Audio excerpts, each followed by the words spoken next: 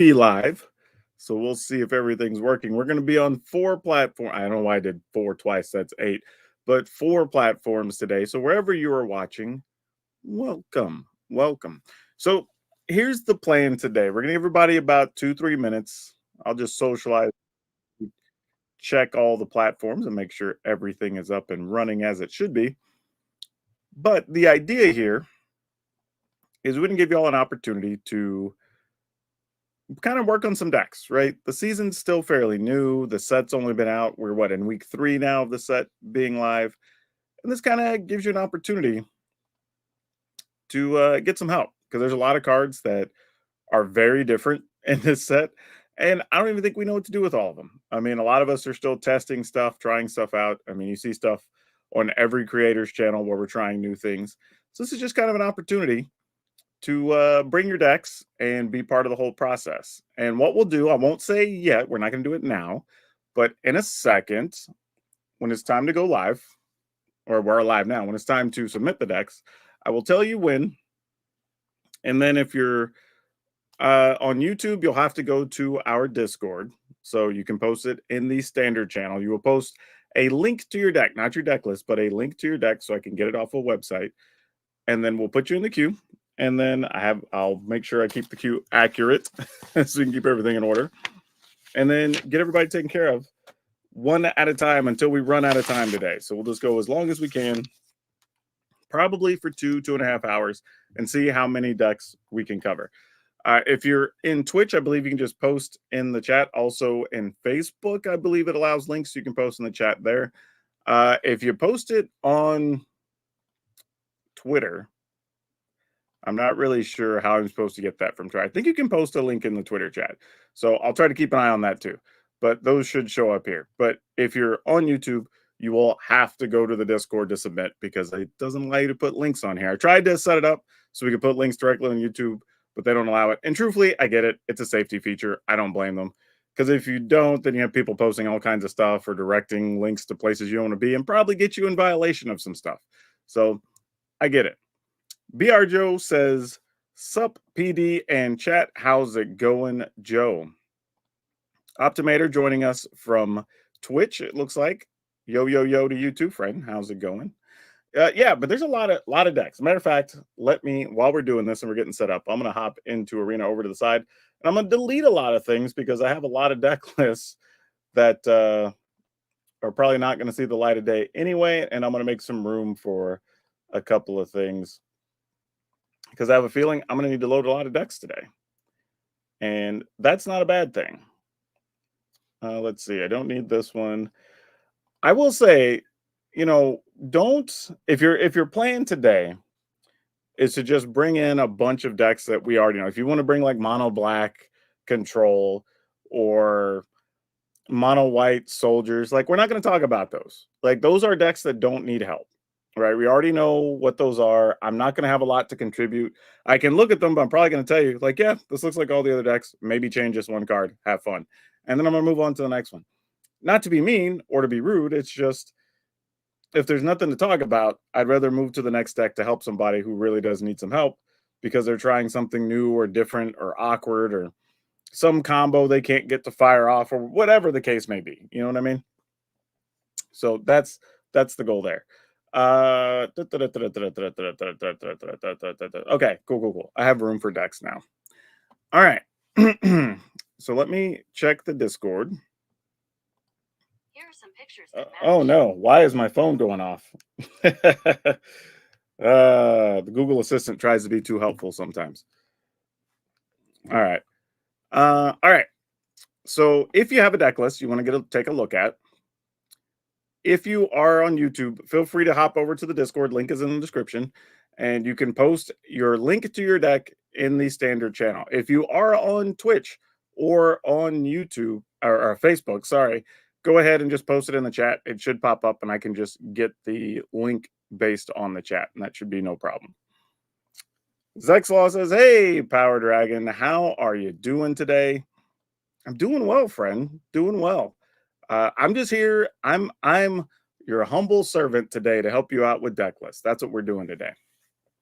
So if you want some help, this is the way to get it. If you've been like, I have this deck I've been struggling with and I can't beat some things, can you give me some tips, some help me get this combo off the ground? This is what we're doing today. This is the opportunity, because some people ask, like, and I'll say this: if you're in our Discord, the community does a good job helping each other out. We have discussions every day with people working on things, so you can always just join my Discord for free. When we're not doing these streams, I only do these like maybe once or twice a month, but if you want help with the deck or an idea and you want to support the channel, especially if you're on YouTube, I have a membership level that even has a link that specifically goes directly to a mailbox. So I see your deck list and ideas, and I can communicate with you privately to help you fix up your deck within a day or two. So that's always a thing, an option that's available too, if you ever want to do that. So just want to put that out there. If you don't get your stuff shown here on the stream, or we don't talk about it for one reason or another. All right. Look like we have no decks from anybody. I'm surprised. All right, I'm gonna wait a couple more minutes, see if anybody wants to submit a deck. If not, we'll talk about some things that I have in the hopper, because there's a cool deck coming tomorrow that will be loaded in a few, actually right after the stream.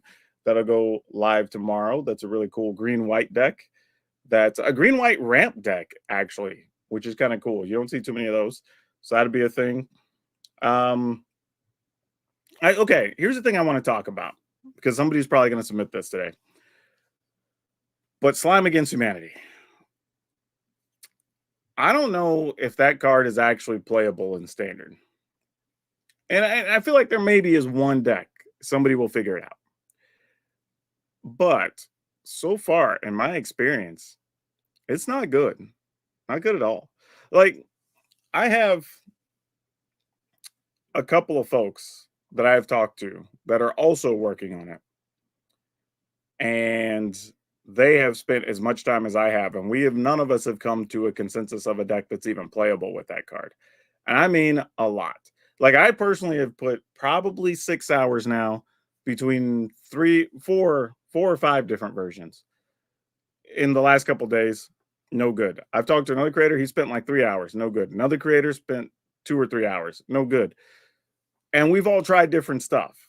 So there may still be something, but I don't know, man. Slime Against Humanity, I don't think there is a thing at Standard. Like, if we figure it out, I will gladly showcase the deck on the channel if somebody's got one, but it's not good. Thanks, PowrDragn. I don't think I need help fixing any of my decks because I mostly focus on Commander. That's fair. Nothing wrong with that. Joey says, howdy. Howdy to you too, friend. Speaking of, if y'all are going to be in Chicago next weekend for MagicCon Chicago, I'm going to be there all weekend. You can come find me. I'll probably have some cool stuff to give away. But yeah, come find me for that. And the weekend of March 17th, if you're going to be in the Dallas area, there is a huge charity weekend. It's almost like an old school Magic Grand Prix. It uses pretty much all the space at this hotel. It's almost like another Magic convention. There's RCQs, cash tournaments, pretty much every format. There's a room for just Commander. They're doing Lorcana stuff, Flesh and Blood. There's a whole bunch of artists and vendors. So come check that out too. I'll be there for that weekend as well. So tons of stuff the next couple months. Stefan says, give Izzet Control some love. Difficult to play right now. Well, two problems there. One, Izzet Control is probably just rarely ever the best control deck to play to start with. I mean, not like an insult. Like, Izzet's good for a lot of different types of decks. Rarely is it the best control deck. Two, control decks are generally just bad for content creators. Unless you are known for just being the control deck player or the control deck channel, it's just not good. It's not good viewing because the games are very long and slow and not a lot happens just by the nature of the decks. You kind of sit there, you draw some cards or you counter a thing. You eventually maybe play a Planeswalker or sweep the board and then slowly work to the end of the game for the next like 8 or 10 turns, right?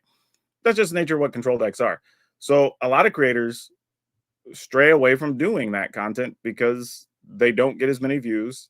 Generally, again, if you're known for doing control decks or you're doing something completely different and original, you can probably get some attention. But also just because of the way it's viewed. Like if somebody's watching a video and they get 18, 20 minutes in and it's one game and not much has happened, they're probably clicking off and going to go watch something else. It's more exciting and interesting because there's a lot of other decks to watch. It's also the reason that like I sometimes worry about even having the opening game in some of my videos be against a control deck that's a 22-minute long game, even edited down because it's originally like a 30-minute game. Right? Sometimes if I include those, they're like the last game in the video just because it's like an interesting game, but you don't necessarily want to open that and bore people to death. So that's a real thing. Let's see. Hi, I try to make a dragon deck with roaming throne. Thinking about Zergo, what do you think? I still have the dragon deck. I had one last season. You can search on the channel. I guess I did one at the end of last season. Let me just go bring it up. I'll just give you the link. Like, yeah, I don't. If you're talking about the little 3/2 Zergos guy, whatever, like he's not very good. I think I've tried him. I think I saw Jim Davis tried it. Like everybody I've seen that's tried it in our list didn't like it. It just doesn't really do enough, honestly. And 3/2 for the cost, like while it's neat, just isn't exciting enough to do anything in current standard. But here's a deck list if you just want to check out the video on that dragon deck, and then you could just be ahead there. Hey, new subscriber. Thank you so much, King Caesar. Oh, I see what you did there, Caesar. That's a cool name. Let's go. I agree. Let's go. BR Joe, as a free to play, I only buy the BP. I don't know what the BP is. I know what the MP is, the Mastery Pass. The new set doesn't really have anything ground. I disagree. Here's what I think is going to happen with Karlov Manor. I think especially once rotation happens, but I think as the year goes on, but I think once rotation happens, you're going to see way more cards in here start getting attention for two reasons. One, people will just be at a point where they need to update their decks because we're going to lose 3 sets or whatever from standard. Right now, people aren't necessarily doing that because they have decks they like. They already have cards invested or money invested or wild cards or whatever. And they're just not looking to push a bunch of stuff out or have to waste resources, which is reasonable. Totally understand. But also, as the format and the meta changes, some of those other cards are also now going to be usable or will now be playable where they weren't before because some of the headwinds they were facing from other cards no longer exist, right? So I think this set's way deeper than people are giving it credit for. I really do. Let's see what else we got going on here. It's so funny. I posted a link and it showed up on like a billion things. That's funny. Too many cards in rotation. I don't know if that's actually true.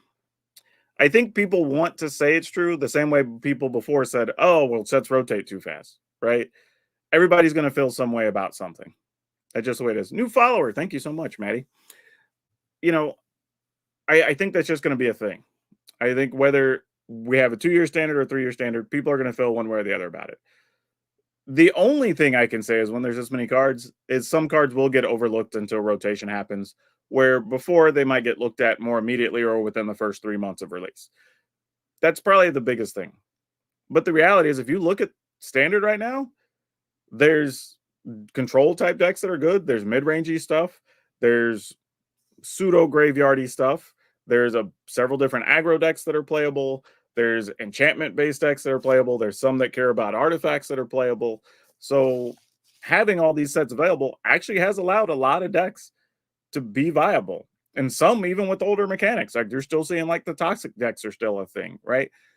And they even look different than they did 6 months ago.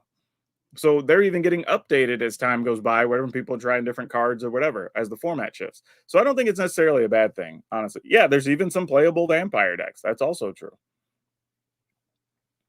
War Leader is an amazing card. It is a pretty good card. I agree. Thanks, but that stream is not with Roaming Throne and Zergo or Ty. Oh yeah, not doing that. Like for me, here's my thing. I even did an older video that had, I think it was Sarkin and whatever, and had the blue and the red in it, whatever. Honestly, the black red was just more consistent. Like you could just play Lord of the Curve. The red dragons actually just have really good abilities. You get to use the 3/3 guy that has menace and can play the dragons out of the graveyard, and it was fine.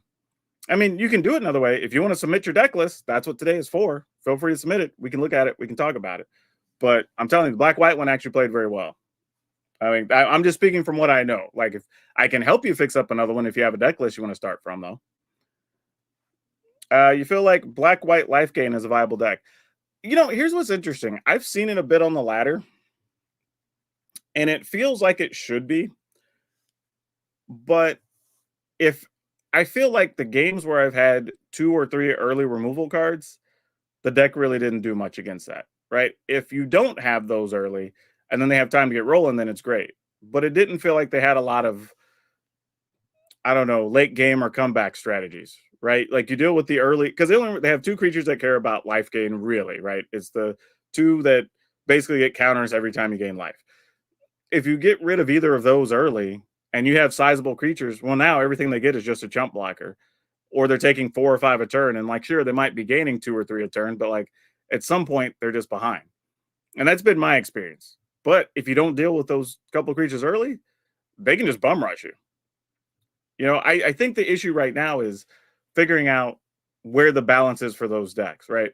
How much life do you really need to gain versus what you're getting off the things from gaining the life? Because I mean, cool, you can play the veteran, you can play the enchantment. So now you have 2 things whenever something comes into play, gain life. And then you have a couple creatures that gain life, and then you have the angel that lets you gain life and draw a card, and then you have the angel that cares about if you gain 5, it makes another angel. But it's like, what's the most important thing to that deck? Right. And I think you have to just play a bunch of games to decide in the current meta what's the best thing to be doing. I haven't played with them enough to know, but I feel like the ones I've seen are trying to cram everything in, and there's a little trimming that still needs to be done to be a little bit more focused. Let's see. Hi, Vic. Send the list to his Discord. Who's Vic? Who's asking? Hey, oh, here he is. HVic. There we go. Yeah, that's what I was saying. The same thing. If you want to send a list, get it in there. The Discord is open. If you want to post in the, I need a link to the deck list. IC Mage, because when people post deck lists, so often when I copy and paste, something's not right or whatever. So if you just put it into a website, I can get it from there, and it will save me a ton of pain when trying to put this together. It'll make my life so much easier if you do that. Otherwise, it's copy paste, and then things aren't working, and you got to figure out what's an actual error, what's not, and then just let me know when you've posted it. But yeah, if you're on Discord, or I mean on Twitch or on Facebook or even supposedly on Twitter, you should be able to post it right into the chat, your deck link, and I can get that as well.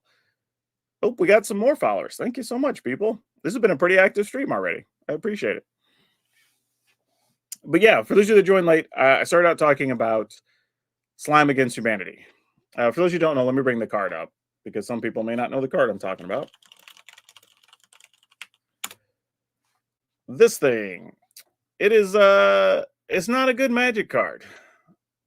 I've tried. You know what? I even tried a list that was trying to use the evolving adaptive, the new rookie, whatever. So like, as your slimes come out and they're bigger, you get to put more counters on those creatures because the next creature's bigger and the next creature's bigger. That doesn't even work because how the cards are worded, right? Because you create the ooze and you put the counters on it after it's in play. So technically, it doesn't enter play as a 4/4. It like gets the counters as part of the resolution of the card. So it doesn't even trigger those other cards. So like, that idea got scrapped almost immediately. I thought that was going to be finally the idea that was a winner, and this card doesn't even work with those. So that was even crazy. So it was so frustrating trying to make this card work. Like I said, I've wasted somewhere between 5 and 6 hours, and it's just not good. I want this card to be playable. If somebody has a list, I will gladly look at it, try it out. But generally, I'm being honest. Hell, even now, I think I still have. Hold on. Do not want to save. Let's just go to decks. I think I have some in here. Yeah, because there's like the second version of the one with the rookie in it. I have this other one I tried that was green red. I tried one that cared about graveyard stuff, which I think was blue green. I think this one I tried might be the one that has arcane bombardment, so you could just recast slimes a bunch. I mean, I tried all kinds of things, and it's just not good. It's just not good. I won a match playing with Slime Against Humanity that was only one match, though, Kekasol says. Yeah, I mean, I feel you. Like, the deck went off like once every 8 or 9 games, probably. But I mean, that's not enough. Like, if you're not at least, I would take a 40% and still be like, hey, at least it's fun and you can play it on the play queue or something. Like, I couldn't even recommend it for that. Like, it almost never did what it was supposed to do. It was not good. Using it with undead butlers. Nope, tried that too. Sucks. Like, it's just not a creature. Like, you can't get it back. So you put some in the graveyard, cool, but there's a bunch of things that puts stuff in the graveyard. Like, even with the mill thing, self-milling to put some in the graveyard. You play one and it's like a 5/5 or whatever. Awesome. And then it just dies, and then you have nothing because you put all your other stuff in the graveyard, right? And it's not like the creatures where you can reanimate a creature or use a creature with roots or whatever, right? It's just not like the best thing you could do to replay them right now, as far as I could tell, is some combination of either uh, the new 4 mana thing that just copies a spell, but even that's only one time, or you can use Arcane Bombardment, but then that takes all this extra setup because you got to get stuff in the graveyard, then you got to get the bombardment out, and it's got to live in a world full of like Get Lost and everything else that exists right now. And like, it's just tough. It's just not good.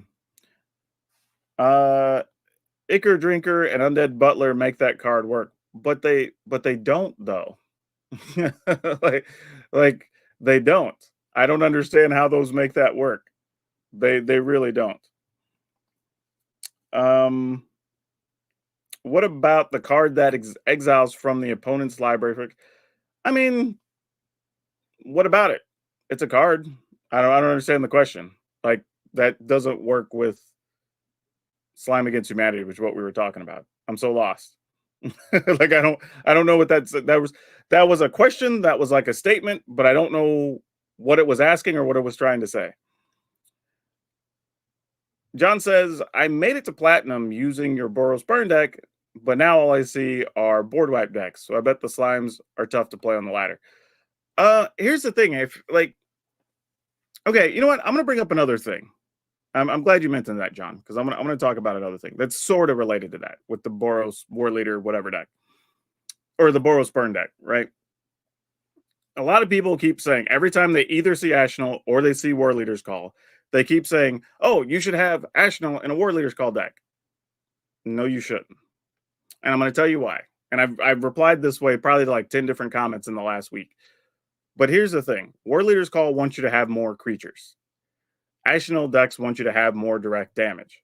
If you play the Ashnell deck in the War Leader's Call deck, when you don't have War Leader's Call, Ashnell is just going to be a pretty dumb 4/4 that just sits there and does nothing. Because you don't have really any other direct damage, except maybe Lightning Helix if you're playing that, right? So it doesn't do anything in there. It literally only does something exactly when you have War Leader's Call out. Otherwise, it's pretty much a dead card. And if they kill your War Leader's Call, which a lot of people are going to be trying to do because the card's in a lot of decks, your Ashnell doesn't do anything. I mean, it's a 4/4 for 4, but you can just play better things in the Boros decks that are just, you could play Adelines and Anima Calls and hell, probably even Roaming Thrones or whatever, right? Those are all going to be better than playing Ashnell in those decks, 100%. And the same way that in the Boros Burn deck where I was playing Ashnell, I don't want War Leader's Call in there, right? I'm trying to do stuff with the what do you call it? The adventure that lets you exile extra cards when you deal damage, right? The virtue. I'm wanting to play that. I'm wanting to play Quintorius Khan, right? Like, those don't care about War Leader's Call. All the burn spells don't care about War Leader's Call. So like, it doesn't do much there. I get the concept of, oh well, every time I play a creature, it's going to deal damage, and then like Ashnell is going to make it extra damage. But if you look at what happens in the actual burn deck, a lot of times you just have like 6 mana and you have Ashnell, and you're like, great, hit you for 4. One of my creatures triggers, you take 4 more, and then like the game's over. Right? You don't really need War Leader's Call to do that. Like, that would be a worse top deck in a lot of cases because it doesn't deal any burn damage whenever you have Ashnell out, because you have to just play it. It doesn't deal any damage directly, right? When you have the Virtue resolved, it doesn't deal any damage, so it's a bad top deck, right? So it just doesn't do anything for a lot of cards in the deck. So like I get what people are saying and what they believe, and I understand why, but that's just not what you need to be doing with those two cards. I think the times it goes off, it's going to feel brilliant. Don't get me wrong, it's going to feel great. But from a deck building perspective, they're not really trying to do the same thing. All right. What do we got here? King Seer has a deck list. All right, cool. Let me see if I can get that list from you. And we'll see what we can do with that.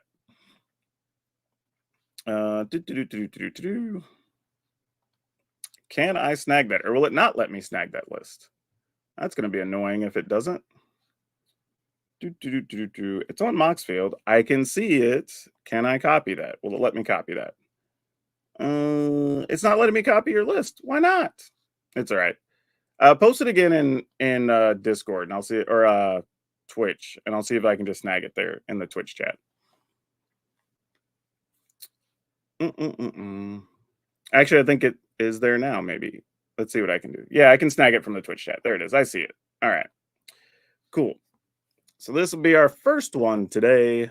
We will export it, copy it, and then we'll just bring it into Arena and see what you're working with. Already cleared out space because I always have like nearly 100 decks in here at all times. Okay, let's see what we're working with here, folks. And this is for King Seer. We have some Dread Fugue, some Ego Drain. Target opponent reveals their hand. If you have a fairy, exile a card. Ossification, Infernal Grasp, Skull Snare. All right, so we're doing the discard thing. I think this deck. Okay, the problem I think this deck's gonna have is having, and this is gonna sound silly because you are playing a discard deck, is too many discard cards, right? Because you're gonna get into a situation where your opponent either has cards that your cards don't hit sometimes, or they're simply just going to be top decking anyway. So at some point, half of these cards become bad cards, right? Because they're just not doing anything. So you need things that take advantage of the board state or can continually get you value when you've already emptied their hand, right? So at some point, I would say you probably need, like, let's say Ego Drain's fine, but if you don't control a fairy, you also have to give up a card. I mean, it does let you get creature cards, which is probably why it has the downside. But since you're already playing Dread Fugue, which gets some early stuff, I might just turn some number of these into duresses instead of having to cost yourself some extra cards. You could go up to a 4th Soul Search because it already just gets any card. So I would probably do something like this. Plus, Dread Fugue later in the game, you can just get any card if you just pay 3 instead anyway. And then I would just go duress for some number. I don't know if it should be 3 or 4. And then start looking at some other, like Wandering Emperor's fine, but your opponent's not going to have a lot of stuff, and you're already playing all these extra removal cards. I don't think you need a ton of Wandering Emperor. Legion to Ashes is cool, but I mean, it's fine. I don't know, because like you have all this discard and all this removal. Like again, you got Ossification, Infernal Grass, Liliana, Wandering Emperor. Like, at what point are you going to end the game? Like, you know what I mean? Like, that's what I'm looking at this list. Like, at some point, how are we killing the opponent? Like, right now, if they just top deck something to kill a Shieldred, we're just kind of staring at the opponent. You know what I mean? Like that. Like, even having a Sunfall feels kind of weird here because how much are they really going to have on the battlefield? Like, don't get me wrong, sometimes they will, and whatever, but realistically, I'd rather some of these just be actual things to end the game. Like, all right, we spent the first 3 turns or 4 turns running the opponent out of cards. Now what? Right? Let's play something to finish the opponent. I also wonder if Skullcap is better or worse than playing. I mean, it does exile, so I guess that's fine. That's fine. It can stay. Raven Man, like this card, I'm 50-50 on this one. I've tried it in a few lists. Sometimes I get like 2 birds off of it, and sometimes I get nothing off of it. I would still play it, but and again, maybe it's the same thing. You know, you get later in the game and your opponent's just top decking playing their card, so like you just don't get any extra value off of it. So I wouldn't want to be maxed on those, or no more than 2 on those. Probably could get rid of 1 Legion to Ashes, because again, we just have so much removal in this list. I would question if you even really need Infernal Grass if you can just go ahead and play Get Lost, because then you can hit planeswalkers and enchantments and other things that you can't really hit with anything else. I mean, I guess technically Legion to Ashes can, but it's at sorcery speed. It's not instant speed. So like, I mean, Infernal Grass, fine, it's okay, but I like the flexibility of Get Lost if I'm given the choice. So I'd probably play some number of those. But honestly, if you're already emptying the opponent's hand, might as well play. What is that guy? This guy. A couple of copies of this. Like, I don't even want the Sunfalls in this list. I feel like, hey, if they just get us at that point, like if I've had Dread Fugue, Duress, the Snail, Liliana, whatever, and I've had those rule, and you just have enough creatures and get me, you just get me. I'm moving on to the next game. You know what I mean? Like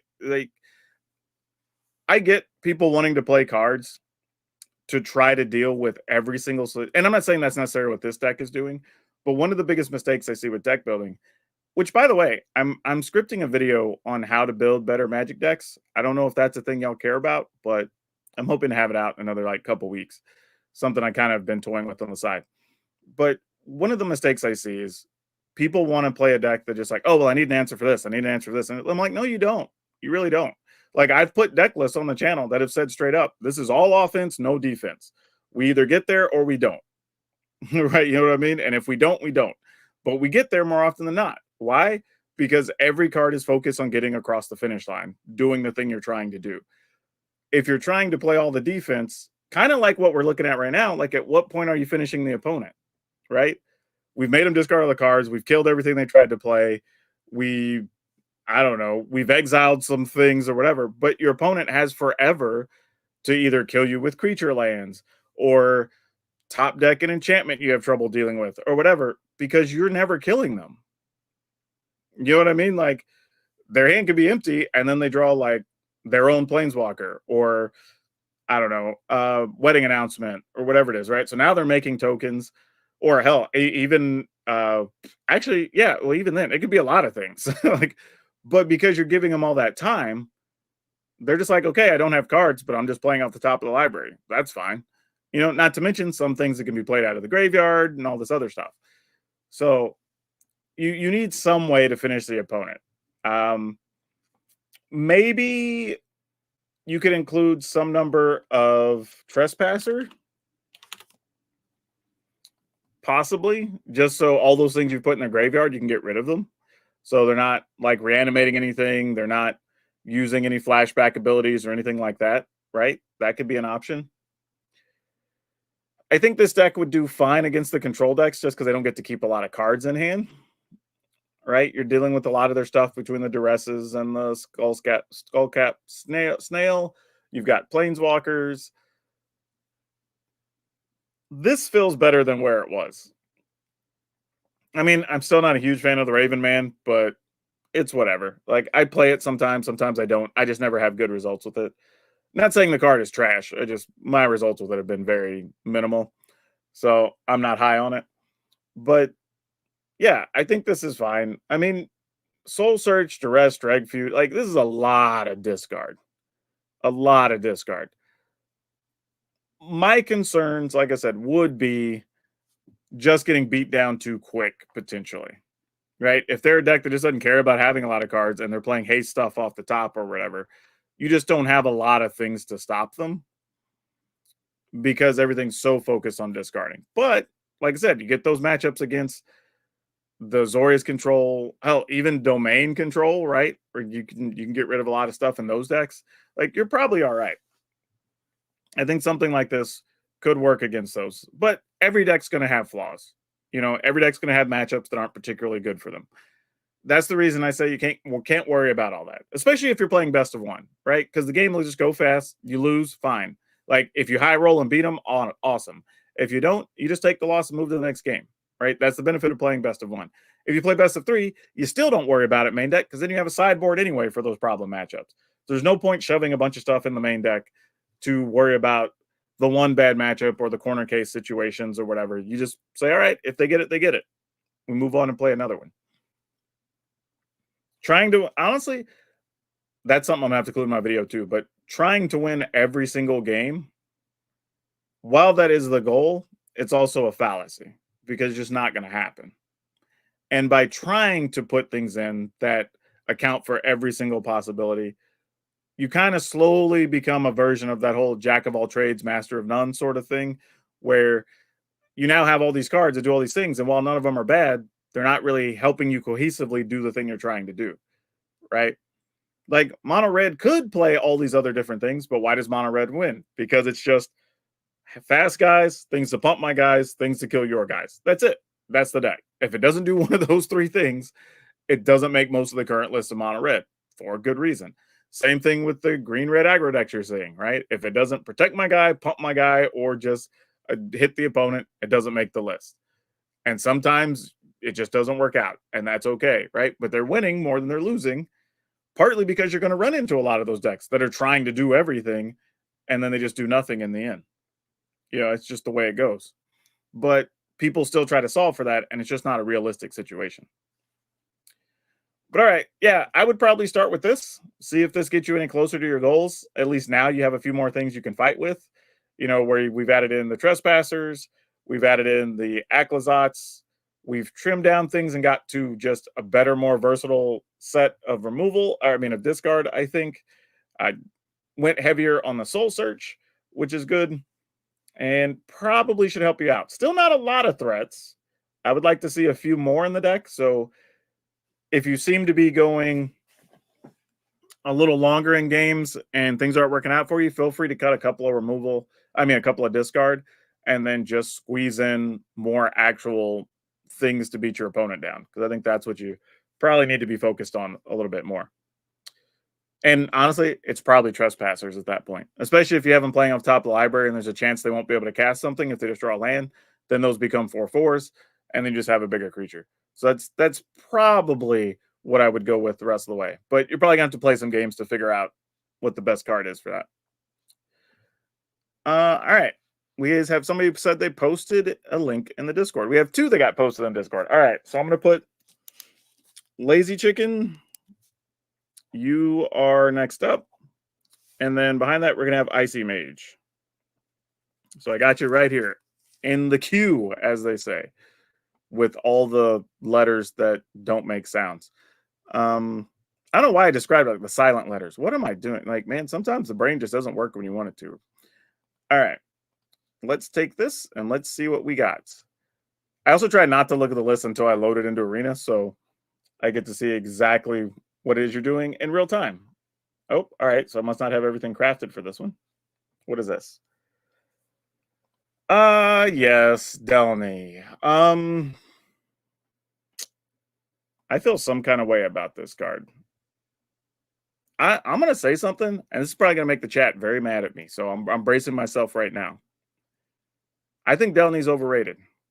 I think Delny was a lot of hype. I said it in the preview season. I had people argue with me, but we've had yet to see a deck where Delny just was all that in a bag of chips. For all the hype people gave it, I don't know. And my issue was this. People are like, oh, but you can play it in the toxic decks. Where I'm like, well, one, they can still block your guys with other 1 and 2 power guys. Like, though a lot of those exist in standard. The other is you have to take something out to play this card.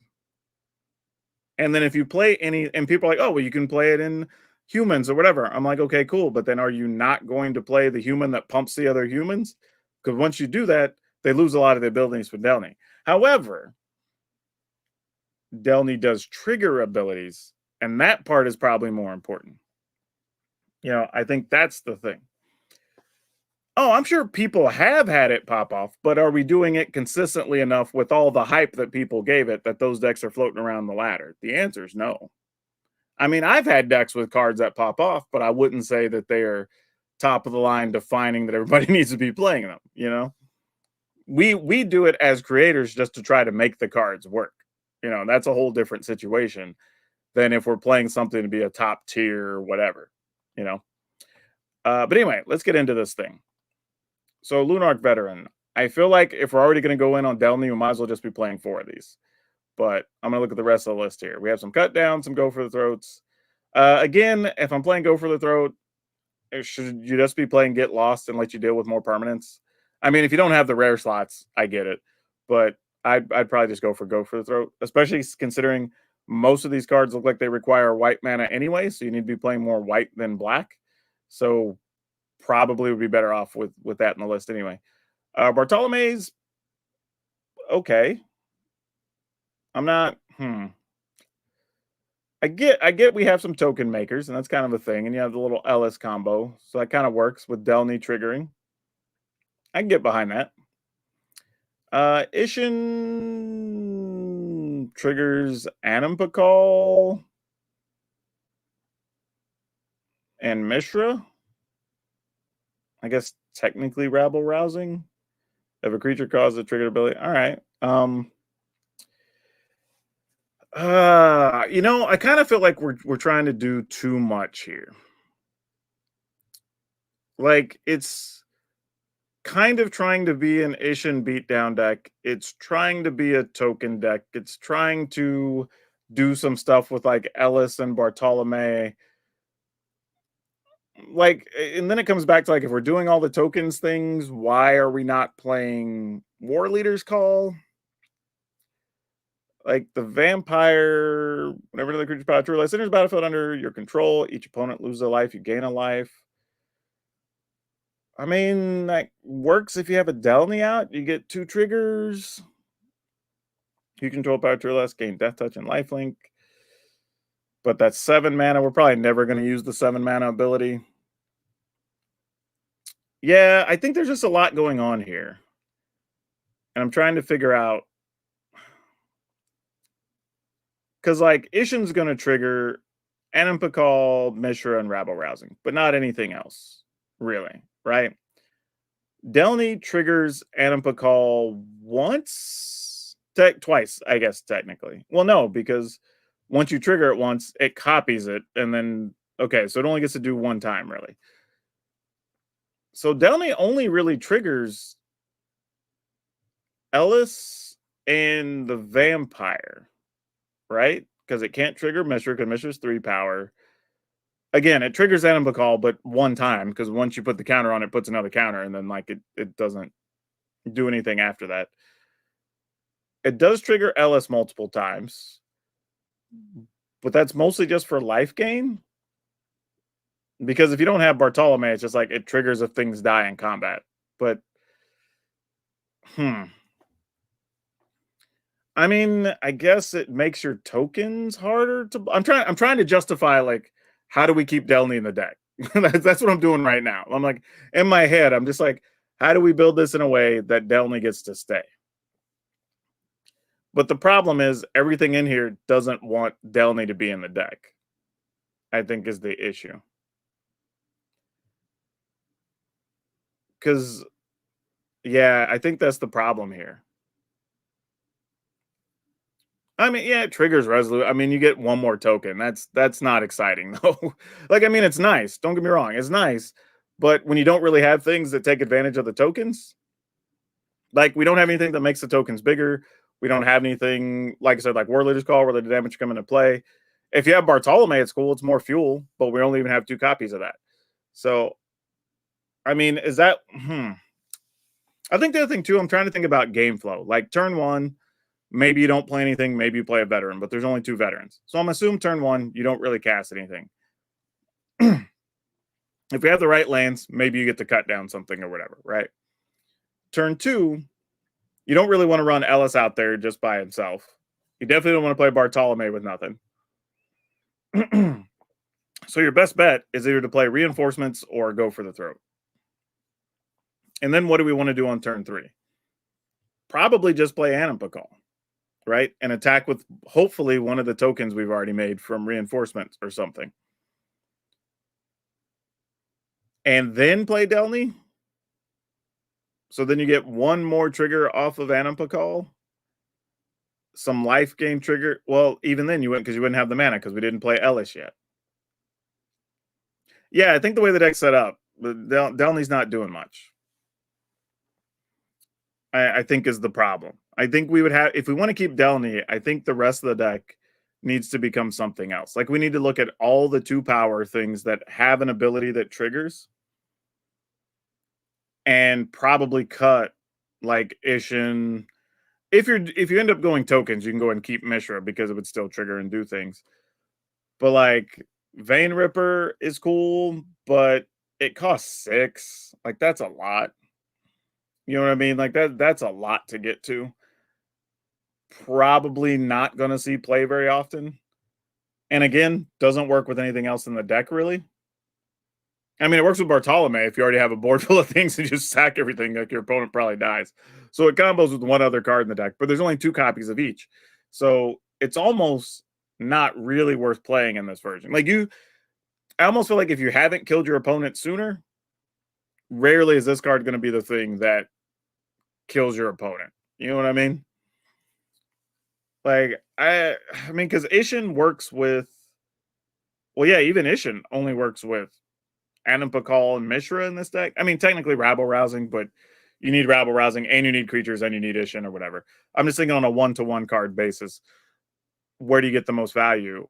I think that what I would say here, and this is going to be a decision for you to make and decide what you want to do. I would either go back and think about, are you wanting it to be more of a Delny deck or be more of an Ishin deck? And I think that'll help you decide which way to go. Because then you can focus on the small creatures, getting all the triggered abilities. I don't know, maybe even there's a good disguise creature maybe you could play that you could get something cool off of Delny when you attack and then flip it or something. I don't know. There's probably something there. Or you say, okay, we're going to go Ishin, and then we find a bunch of stuff that just triggers, like during combat. We're talking about like NT and stuff like that, right? When you attack, this thing happens, right? And either of those I think are better. But I think we're almost, I would say arguably 3 different decks, right? We're partly a Delny deck, partly a Ishin deck, partly a tokens deck. But I feel like if you sort out what you want to be, then we could make a better deck. The problem here is I would just be picking a direction for you and then just building a whole new deck list. And that's not really what I want to do. I kind of want to fix the thing that you want it to be, more than just being another deck that I built. So that's the only thing I can say here. I think it's just right now it's a bit unfocused, kind of because what we were just talking about earlier. It's a jack of all trades but a master of none, is the issue. Because and what I mean by that is, like, let's say you get a draw that's a couple of land, cut down, Bartolome, Ishin, I don't know, rabble rousing, right? Those cards don't really do anything together, right? Okay, maybe you get to kill something early. You play a Bartolome with nothing to back it up. Maybe you get lucky, you draw like an Anipakal. Hopefully they don't remove the Anipakal. And then you stick an Ishin and like maybe it does something, right? But like, it's tough. It's tough.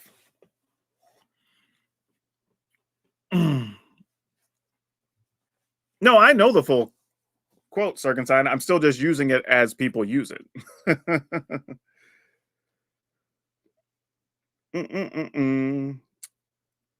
But in this case, it is not better than being a master of one, because I think there's too many draws you're going to get where the cards just don't work together. And I think that would be my concern here is, getting a couple of tokens, getting I don't know, Whisper Drinker and a Rabble Rousing, right? In your opener. Like, do you keep that? You know what I mean? Like, I don't even know what a good mulligan would be or not with this, because I can see too many times where if any one of those cards dies, the other cards don't do anything. They kind of just sit there. I think is the issue. So yeah, that's my feedback here is I think this just has to be, this needs a direction more than anything else, because right now it's hard to decide even what to tell you to do or include, because I don't know what it's trying to do. Mm-mm-mm-mm. You already have a Naya tokens list and wanted to try out a Whisper Drinker Ellis Ilcora combo. Yeah, Whisper Drinker is just slow. Like that's the real issue there. It's not like it's an awful card. It's just too slow. I mean, the problem is that at 3, 4, and 5 mana, we have so many cards that do great things in almost every color. So for a thing to get played, like I don't even, it doesn't even have to be decent. It has to be good to be in the 3, 4, 5 slot in almost every deck now.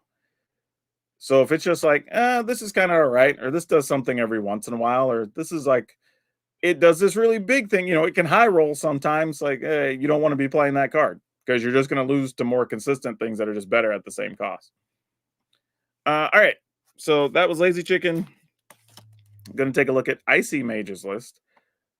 And then looked like we're going to add Vivi, VIVI, and John the Solo Gamer to the mix as well. So, all right, we're going to hop over, grab this deck list from Moxfield, which I've grown to like their site even more and more.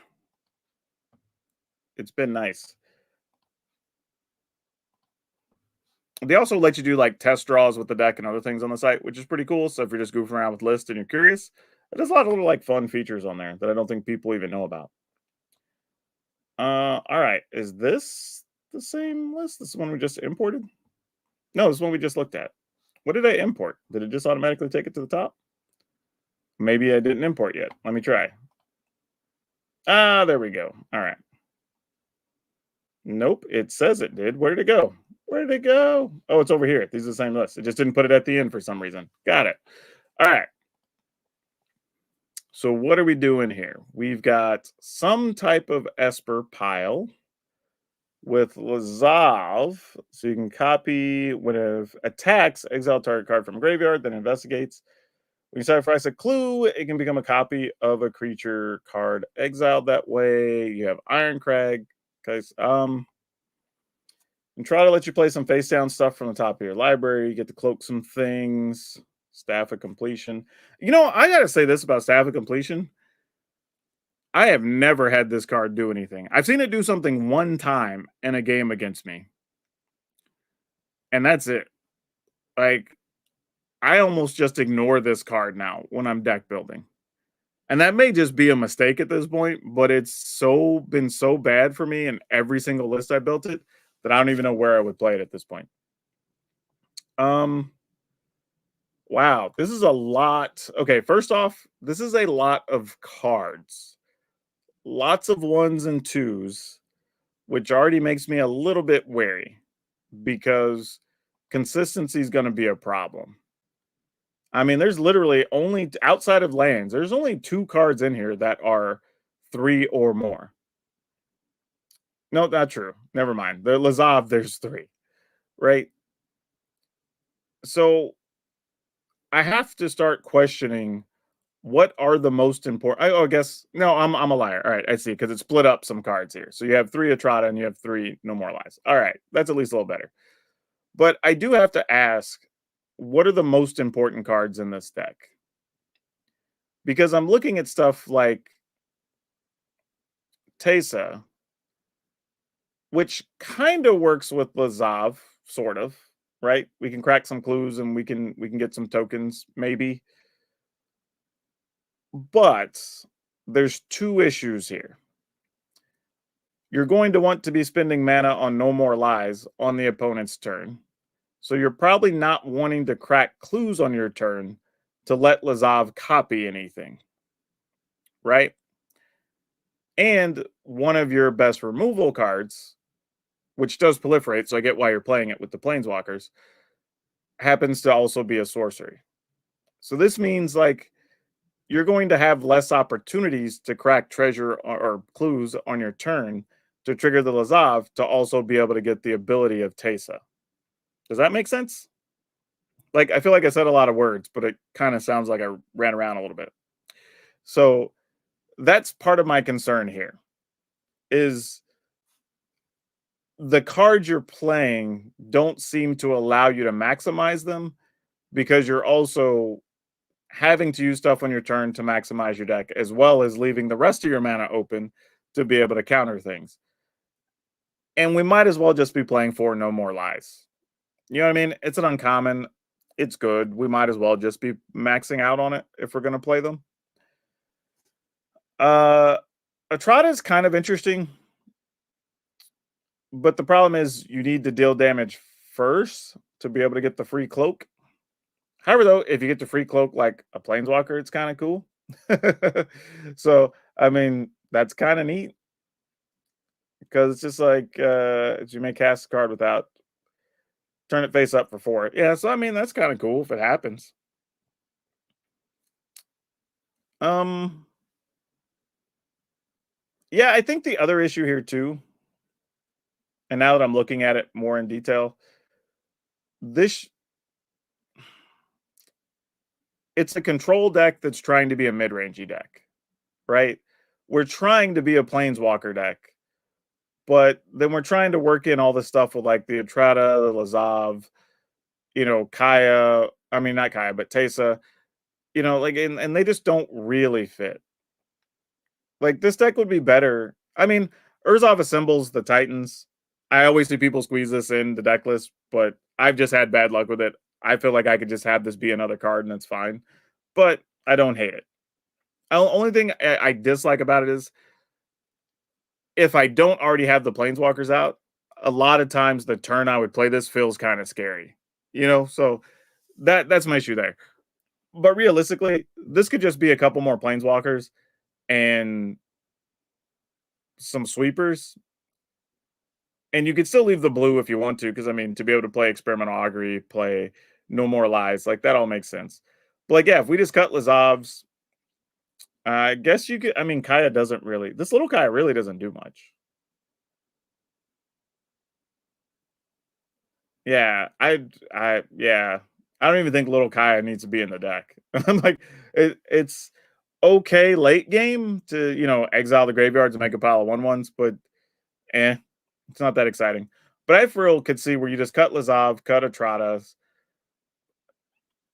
cut Staff of Completion. You don't. I mean, I get the proliferate and all that, but you don't really need it. Probably play another Celestis, give or take the Urza symbols of Titans. That's a personal preference thing. And then probably play some Lilianas and some sweepers. And that's probably it. I mean, that's all this needs to be. Just max out your No More Lies, play more Experimental Auguries so you can trigger your Planeswalkers more. You could probably play one copy of what's his name? The blue-white Planeswalker. Why get Teferi, right? You could do that, and you're probably good to go. I mean, you already have the Wandering Emperors, the Eternal Wanderer. Yeah. Could play a couple more removal cards if you wanted to, because you're freeing up a lot of slots there. Because even if we max out the Auguries, that's 2. Play one more, No More Lies, that's 3. So there's the Lazavs. You get rid of Kaya, Tesa, that's 3. 3 Atratas, that's 6. You get rid of the staff, that's 8. Add one more Celestis, you got 7 slots. At Teferi, you got 6 slots. 2 more removal, 4 sweepers. And that's probably the deck. I mean, like that's it. I get trying to do Lazav, Tesa, or Trata stuff, but I think that's more of a creature deck that you're trying to do than doing all this Planeswalker stuff. Because again, like we talked about with the last deck, right? Let's say you get the draw that's an Augury, No More Lies, one of the big Planeswalkers, any of the big ones, take your pick, and something like Tesa. Well, okay, cool. You leave mana open, you maybe counter a thing, you eventually play a Tesa that probably dies, you don't do anything the next turn, then maybe if you're lucky, you play a Planeswalker, right? Like, those things just don't really go together.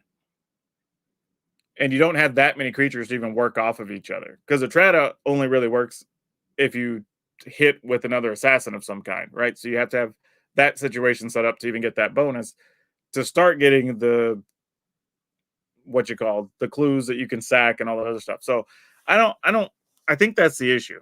Like, one of them needs more of a creature or token type deck, or at least half the deck does, The other half just wants you to be a control deck with Planeswalkers, just a Super Friends deck. So I would just lean into that more. I think that's going to be the more successful direction for you. King Seer says, Acolyte's great. I'm already winning more. Well, see, there you go. You just needed something to finish your opponents. Sometimes it's the simple things. Hello. How do we submit a deck? You can, if you're, well, you're on YouTube, so you're going to have to go to my Discord, link in the description. You can put it in the standard section. You just have to link to the deck so I can get it from a site. So we have fewer issues. However, that was Icy Mage. We're going to hop over to Vivi, I think, or maybe it's Vivi. I don't know. I'm going to call it Vivi unless I get corrected in the chat because I could be wrong. It could be something totally different. It might have like an accent and be like Shvi or something. Like, I don't know. Names are pronounced very differently, so I try not to take anything for granted. All right. What do we got here? Imported successfully. And this one looks like it went to the top. Yep, it did. There we go. Okay, what are we doing here? We've got Goldhound, Invasion of Tarkir, Kogla again. I don't like this card. I've tried this card. I've seen other creators try this card. It just genuinely never works out. And it dies to everything. So at most you get like one attack. Hey, look, somebody wants to give me their WhatsApp number. Fortunately, I don't care. There you go. All right. I probably have to do that on. Do I have to do it on the actual thing, or does it work everywhere? No, it just blocks from there. All right. Well, we're gonna get this person dealt with. All right. Cool. Done. Problem solved. Back to the chat. Yeah, it being a 3/2, it just dies to everything. It rarely gets a good clean path. I would just try to find something else to play here. I don't know what the other something would be just yet, but something. Sarkin is okay, but highly underperformed for me in my experience. Not terrible, but enough that I always questioned how badly I wanted it in the deck. Atsushi has been great pretty much every time. Decadent Dragons, okay. It's fine. Maniform Hellkite's fine. Roaming Throne, good. When you get to trigger Atsushi, Decadent Dragon, like then it really pops off and it's pretty cool. There we go. Bonehorde Dragosaur, obviously good. Zergo and Ojitai, mostly fine. The issue here is you just don't have a lot of lands to get. It's only 2 copies. So, I mean, it's give or take. But there's not a lot to do to this list, honestly. I mean, it's just a matter of how much you like Sarkin, how much you like Warmonger. But personally, I just haven't felt like Zergo and Ojitai is necessary. I mean, I would just play like right now, blue is really only in here for 2 cards, and white or for 6 cards, and white's only in here for 2 cards. So I don't even know how necessary that is in general. But I don't hate it because Zergo and Ojitai is a good magic card. Like it just is. How many lands are we playing in this list too? Playing 25. I would probably try to get a 26 land hand. I think you could easily cut a Sarkin for 1 more land. Probably, oh man, Cliffs. Ugh. I mean, if you're stuck on wild cards, I get it, but I would rather play more Stormcarved Coast than even more Cliffs. Like the life gains, all right, but you need fewer lands to come into play tapped on turn 4 because turn 4 is like the pivotal part of this deck, with so much of your stuff being at 4 mana. Like you're just gonna feel sick when this comes into play tapped, and you can't cast something, right? Like that's just gonna be the worst feeling. And I get it. Early on, it's nice, get a point of life, whatever, but ultimately you can't afford to do that in this list. Or you need to like play something and Invasion of Tarkir or something or whatever, right? You just need something a little more there. and that's gonna be preventing a lot of that for you. Also, remember you can't use stuff like Cavern of Souls and Plaza of Heroes to play the adventure side of Decadent Dragon. So for the most part, Decadent Dragon's only making treasure in this deck.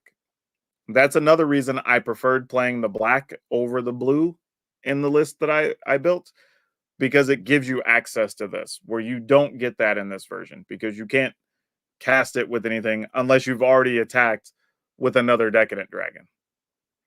Right? So that's also kind of part of the problem there. Um if you swapped anything, I would play an extra at sushi. I would also be looking just like what else. I mean, I guess you just play the Warmonger because this list doesn't have a lot else to do early. But I do like Goldhound. I do like Iron Crag, letting you get to this 4 mana situation sooner, which is great because these are key cards. But yeah, that's kind of really. Yeah, you hate playing against Boneheart. Yeah, Bonehearts are really good. It's a heck of a magic card. Phyrexian Dragon Engine hasn't really done much for me. Only benefit is if you already have a Sarkhan out, you can give a Sarkhan like double strike, which is cool. But it is just a 2/2 double striker at that point, and that's not that exciting. So I could see myself cutting this and just playing another at sushi or another warcrafting or something else just to make room for another reasonable card that does a little bit more. Something like this, maybe. But the issue I think this has is like you really don't have a threat, a significant threat until like turn 4, possibly turn 3. If I mean, you at least can stick a Kolaghan Warmonger or a Sarkhan, so that's probably fine. That's probably enough. But yeah, like I said, the biggest issue is since you're not playing black, be aware that Decadent Dragon really only has one mode until you either have an at sushi die or something. So you, it's some combination of these has to make treasure basically for that to work out better for you. But yeah, those are probably the only things I would do to this. I don't think there's a lot extra to mess with. Again, I don't know. Maybe we do want to cut one of those and just play another land. Ugh, I don't know. I'm like maybe Roaming Throne, like because while Roaming Throne's nice, if you don't have a lot to copy, I mean, I'd almost rather do this just to maximize our throne possibility. I mean, if it still copies Zerg or whatever, but this just gets you access to extra cards and more bodies possibly, and then just get another land in somewhere. I don't know. Probably needs to be a red land. Oh yeah, for sure it has to be a red land. So it's just I don't know, another Stormcarved Coast maybe. Something like that would be better. I mean, just give you a little more consistency, some couple more things take advantage of the roaming throne, help your early turns get you to turn to 4 mana a little bit more. But that's probably all I would do to this. There's not a lot of room here. I mean, if anything, if you're already dedicated to the blue, I would say you could probably get by even with one less Sarkin, one less roaming throne, and play a couple of copies of some counter spell, whether it's negate or make disappear, so that you could deal with sunfalls or something like that. Because that's going to be your real issue here, right? Because you only have so many threats early. So your opponent's going to sunfall on like turn 4 or 5, your turn 4 or 5, possibly, where you've gotten your first two big dudes out, and then you're kind of back to rebuilding. And if your creatures get exiled, you don't get anything off your stuff, right? You need stuff to die to get those triggers. So yeah, there you go. That's probably the only thing I'd really say. There's not much else. And again, I've done versions like this. I've done full on even just Jeskai versions. Personal preference, the black red versions was better for me. But I get why you want to do this because Ergo's a good card. Sarkin's at least an interesting card. So I totally understand. I'm not saying you shouldn't play this, but the reason, like I said, Decadent Dragon was one of the reasons that I went the other way, because not being able to use that other side basically just turns off your access to some extra cards or mana or whatever. But all right, let's see what else we've got. So we're past Vivi and we're on to John the Solo Gamer. Let's see what you're working with. Do, do, do, do, do, do, do. I see an island, so there's going to be some blue cards. Back down to the bottom. Blue, black. There we go. All right. Let's see what you've got, John. Assuming you're still here in the chat. Oh, you are there. You're there. All right. So we've got considers, make disappears, bitter triumph, case of the stash skeleton, which makes it 2-1, and then eventually tutors, I believe, is what this one is. The long goodbye. So it's a lot of removal encounter to start with.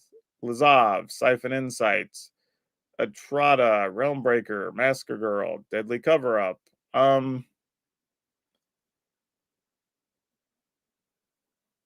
Again, I think we're in that same situation. This is just a control deck that's trying to play Lazov and Atrata, right?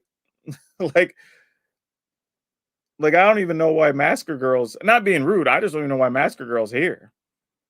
You only even have 6 other creatures, and they happen to be legendary. I mean, I guess technically the case makes a creature. So I mean, I guess technically it's a thing. But realistically, you're not going to be able to get even more than one of either of these out, and you have Masker Girl. Like, you might as well just go full on blue black control at this point. You know what I mean? Like, but you don't need card draw from Masker Girl if you can still, because you can just play blue cards and just draw cards. Like, I get what you're saying, but it doesn't really make sense with the rest of the deck. I mean, you're even playing deadly cover-ups and stuff that just destroy all the creatures. Like, there's just no need to even, like, sure, maybe occasionally you'll get to steal something, but the card itself would just do what it does. You don't need to worry about Masker Girl at that point.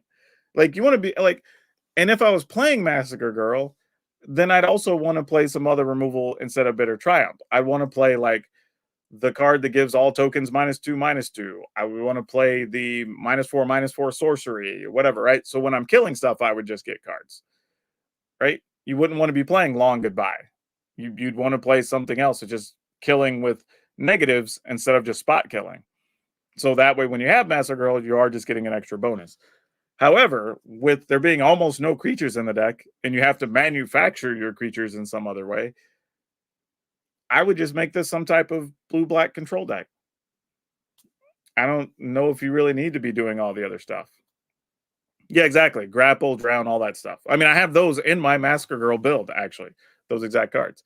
For that reason, that if we are doing Massacre Girl, we're going to get to draw more cards when we're killing things. But yeah, like Realmbreaker, where like you're putting stuff in the graveyard, but you don't really get anything. I mean, like, I get it. Maybe we have a mill plan, but if we're doing that, let's literally cut Massacre Girl, let's cut Atratas, let's cut Lazovs, and then just go in on like Jace's, more counters, a couple more board sweepers. And then we're milling their deck with Siphon Insights, Realm Breakers, Jace, and Outrageous Robbery. Right? Because that's what we're trying to do ultimately anyway. Like, half the deck's trying to do this strategy, the other half's trying to do Atrata things. I say just cut the Lazovs, Atrata, Masker Girl, and then just go with a couple more counters, some Jaces, and a couple more sweepers, and we call it good. Like, I don't think there's even much more to change than that. And then you still have your milling strategy with the Realm Breaker, the Siphon Insights, the Jace, the Outrageous Robbery, which is still getting you access to more cards between the Siphon Insight and the Outrageous Robberies. So you don't even have to worry about all the stuff with the Tratas and Masker Girl and all that. There you go. That's the other thing too. If you're playing, and don't get me wrong, if you like the Outrageous Robberies, then when are you going to be playing all the cards you're getting from your opponent? If the goal is to steal them and not just mill them, right? If you're spending time playing those, then you're not really going to be doing all this stuff with your Atrata and turning stuff face up and getting cards off the Masker Girl and all that. You're just going to be playing the opponent's cards or leaving mana up to counter things or whatever, right? You know what I'm saying? Like, otherwise, what's the point of even doing all that with a robbery? Because now it's just a mill card, which is fine if that's part of your strategy, but then just go in on it. If you're actually wanting to play the cards that you're stealing from them, then you definitely don't need all that other stuff. At least that's the way I see it. Like, again, this is just about focusing and streamlining more than anything else. So yeah, I would just cut those and just go in on that strategy. I think it's going to be better. Because you already have decent spot removal. You've got March, you've got Bitter Triumph, you've got the Long Goodbye. Actually, I wouldn't even play Case of the Stashed or whatever. You don't even need that. Like, you have other things that are just going to be drawing a lot of cards and seeing stuff from the opponent. So you really don't even need almost this whole middle section of the deck. Like -3 Etrata, -3 Lazov, -2 Masker Girl. That's 8 cards. -2 Case. That's 10 cards. Replace 2 of those with Jace. Add more Make Disappears. Maybe one more spot removal card. Possibly another Planeswalker if you want for late game stuff. And then sweepers of choice. Pick 2 of them, stick them in there somewhere. You know what I mean? Like, and that's kind of it. Etrata is not going to help you build the board state really because it's literally just Etrata.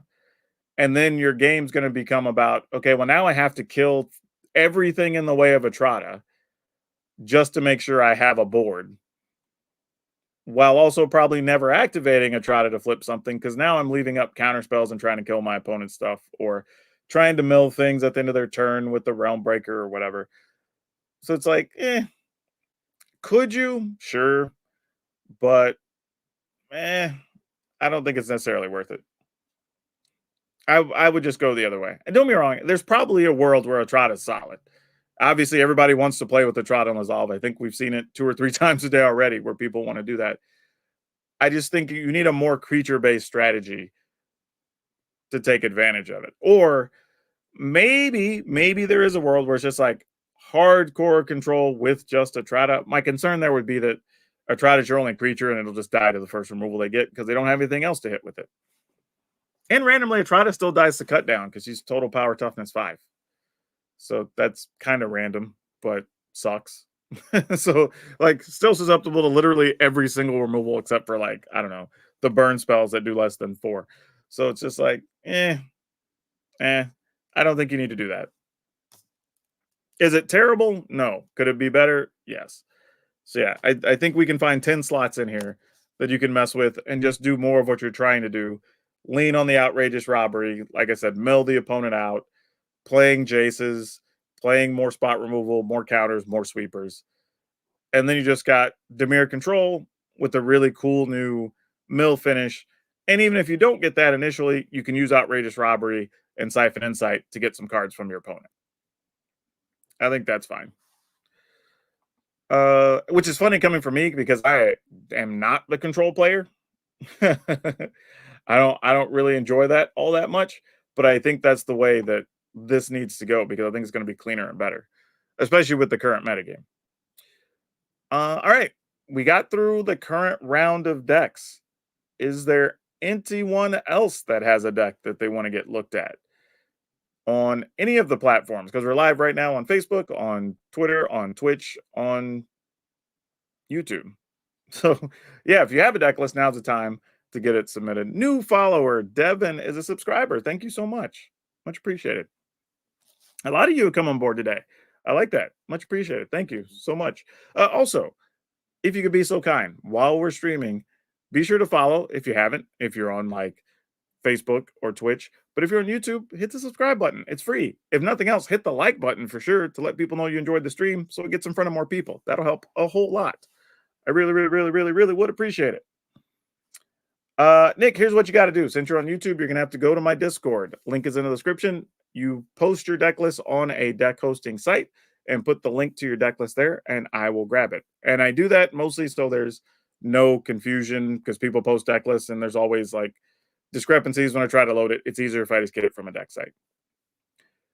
Kikasol says, I have a deck, but I don't know what I'm trying to do with it. I'm a new player, though. Sure, host it on a deck site. Let's take a look at it. I can give you some leeway being a new player. That's totally fine. But yeah, there's a lot of stuff.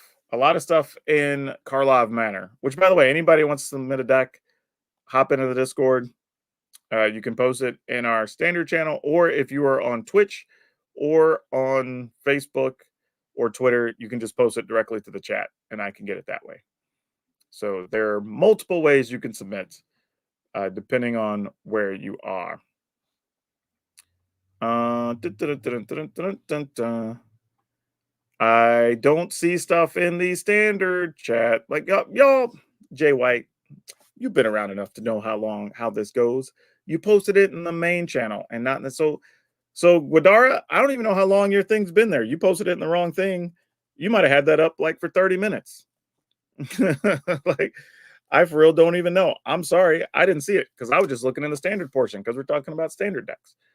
All right. So I'm going to, guys, do not post in the main chat. I'm going to start deleting those. Put them in the standard channel, please. Abby, I saw yours go up. Go back and put it in the standard channel. Like, otherwise, I have to clean up the main channel and it gets to be a big mess. So do me that favor, please, and make my life easy. I would much, much appreciate it. All right. So we had Guadara, who I just discovered had been in there for a while. So we're going to try to take care of you. I don't know how long this has been here, Guadara. I was not ignoring you. It was just in the wrong channel. So I didn't see it. So we're going to try to take care of you now. Hopefully it wasn't near the beginning of the stream and it's just been sitting there because I did not check that channel. I don't even know if you're still here. I hope you're still here. Like, if not, we'll just all enjoy a lesson here together.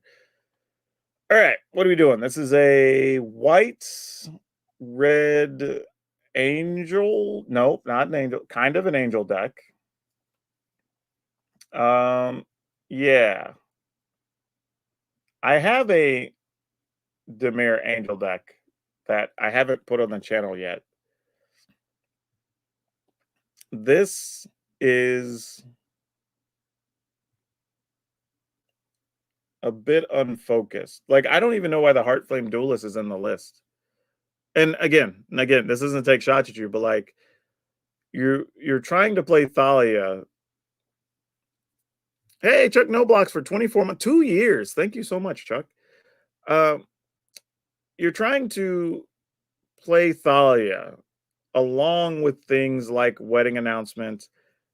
You're also going to make it harder for you to cast the Heartflame / side of the Heartflame Duelist, which is bad. And you don't have that many burn spells. Honestly, almost no instants or sorceries. So you're not even going to get the upside of the Heartflame Duelist anyway. So it really shouldn't even be here. If anything, just go with the Lightning Helixes. They're cheaper. You're going to get the life gain. No need to really even mess around with anything else. You might as well go to a full set of Giada. There's really not a reason not to. Don't know how many total angels you can get it at 4 mana. That's kind of honestly, it's the wedding announcements that are kind of the bad spot here. I like the card, obviously. I put it in several deck lists. The card's good, but if you're already trying to do Thalia things, I think you just have to limit it. Just go up an extra Thalia and extra Get Lost. I guess we could play another Resplendent Angel. Or maybe another Angel of Wrath, so if you draw that late, that works. Cavern Souls. You could also, since you're now just basically on all angels except for 8 cards, you can now get by playing probably a couple copies of the Courtyard. And there's a lot of mountains in here for just 6 cards that need red. I guess technically there's more than that because you could use Angel of Wrath's ability, so that's fine. With the life gain we have, you might as well just go 4 on the battlefield forge. How many lands is that? That's 9, 11, 15, 20, 15, 20, 19. Well, is that good enough? 9, 12, 23. What do we cut here? Probably a mountain. I mean, obviously you want some number of caves, or maybe like this. So we can, I mean, you don't have a lot to cast early, though. You might want to early Thalia, though. That's real.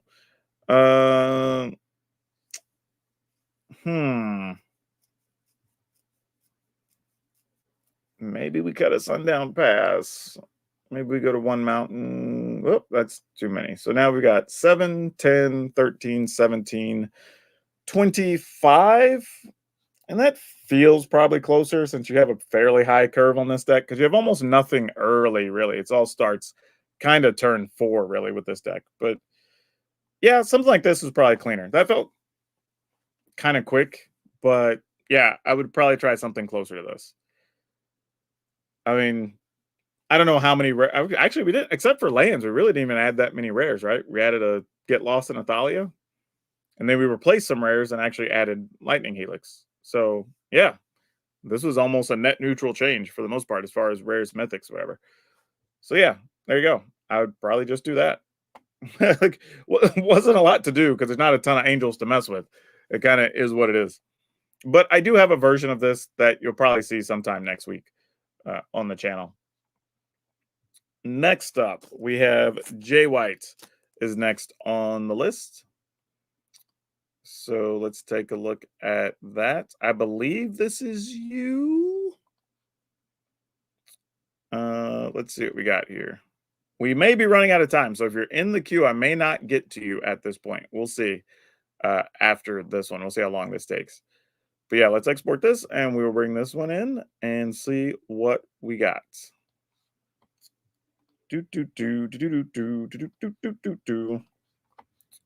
All right, what are we doing with this? Man, I'm just gonna say, just look at my Insidious Roots deck from the other day. Like, we literally just did this deck list like 2 days ago or whatever on the channel. I mean, I know the difference is you're playing just black with no white in the list, but yeah, there's not a lot to do with these lists, honestly.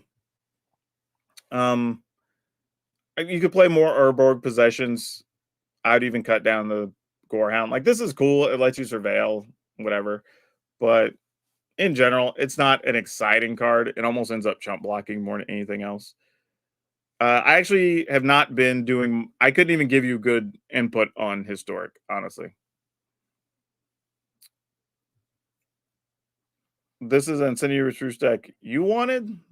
I already did. I don't understand. I did an Incendiary Roots deck already, but this isn't bad. I think this version's fine. If anything, I think one of the things you could get by with in this, well, you don't really have ways to get much out of the yard. You have Undead Butler and Tyvar.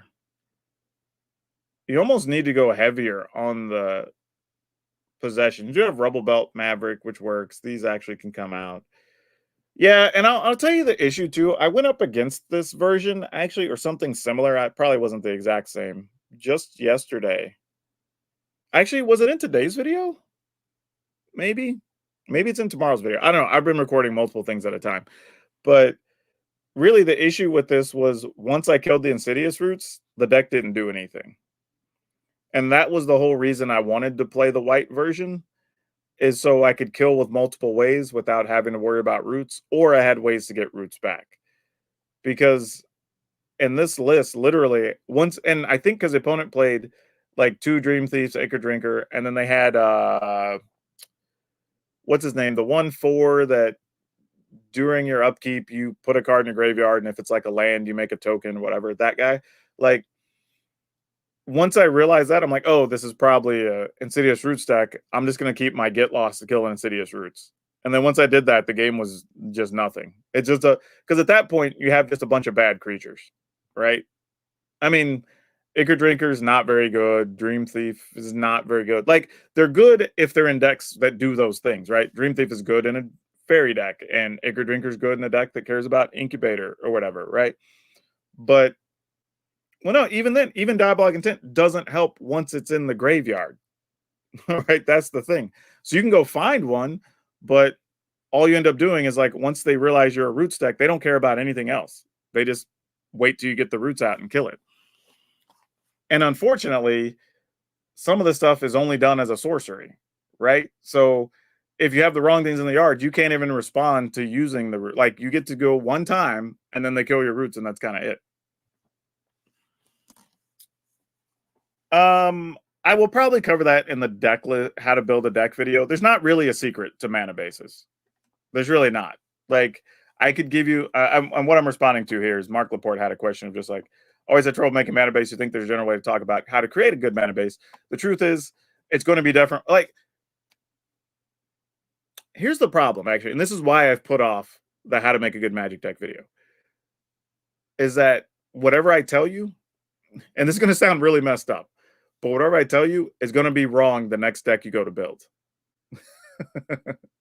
That sounds really crazy to say that. Like, I'm literally scripting out a video. I'm going to spend time, probably hours recording, have an editor help me with it, whatever, to put up a thing that you're going to get the information. And the next time you go build a deck, it's going to be like, but this is also the time you don't want to do this thing, right? Because we'll use the deck on screen as an example, right? Like, this is a deck that probably could get by with very little land, right? Because the cost is very low. And if Insidious Ruse triggers, it's also making mana.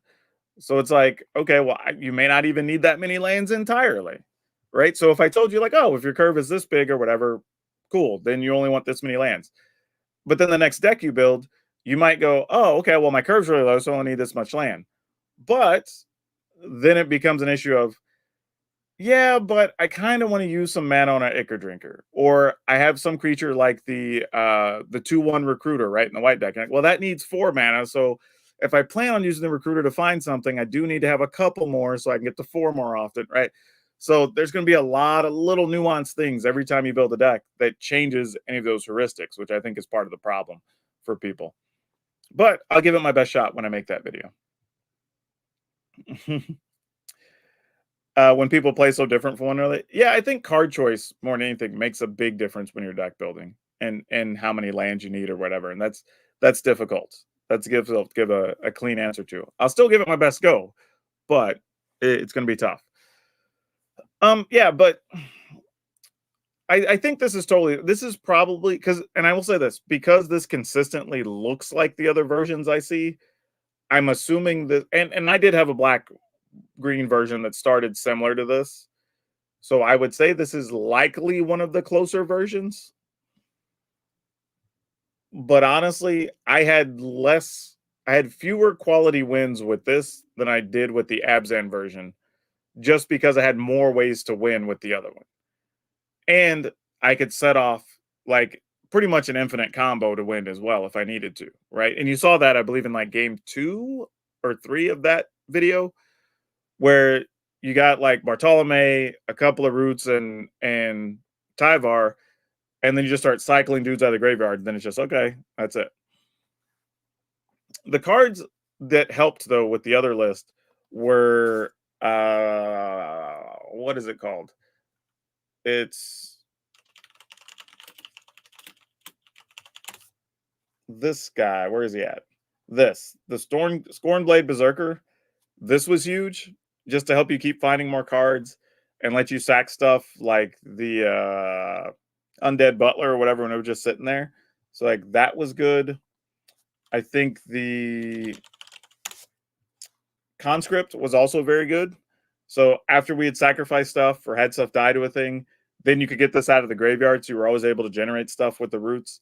So like I like that card more than I like the Gorehound, the Snarling Gorehound and stuff. Just because, but you also need more ways of sacrificing. So I might even just play more like Diabolic Intents and stuff, just to give you a way to get to the roots more often. Because like, whereas my version had ways I could get the roots out of the graveyard, like, and get it back into play. This one doesn't. So you probably just need more consistent ways to tutor for the roots, honestly. So I just get rid of that guy. Probably play some number of these. Forgot what that thing was called. Scornblade, whatever, right? Yeah. Some number of these. I don't know what the right number is, maybe like 3 or something. Ashnod's Harvester is fine. The issue I had with it though is that its only existence is to bring itself out of the graveyard. Otherwise, it's kind of bad, right? Like it exiles a card from a graveyard, but for what this deck's trying to do, that's not that important in very many games, right? So I would just replace this guy. He ended up once I moved away from black green, it never even touched my deck list after that because it just wasn't that important. The Aftermath Analyst I don't love, but it does have a purpose of putting stuff in the graveyard. However, I would be careful with too many of those in this list because, again, you don't have ways to get roots out of the graveyard. So once you start flipping roots in there, you're on a limited number of options to get what you need. But I don't know. Maybe Fairy lets you draw and lose a life. Maybe that. And then you have more Diabolic Intents now, so you can sacrifice stuff. You can go find your roots.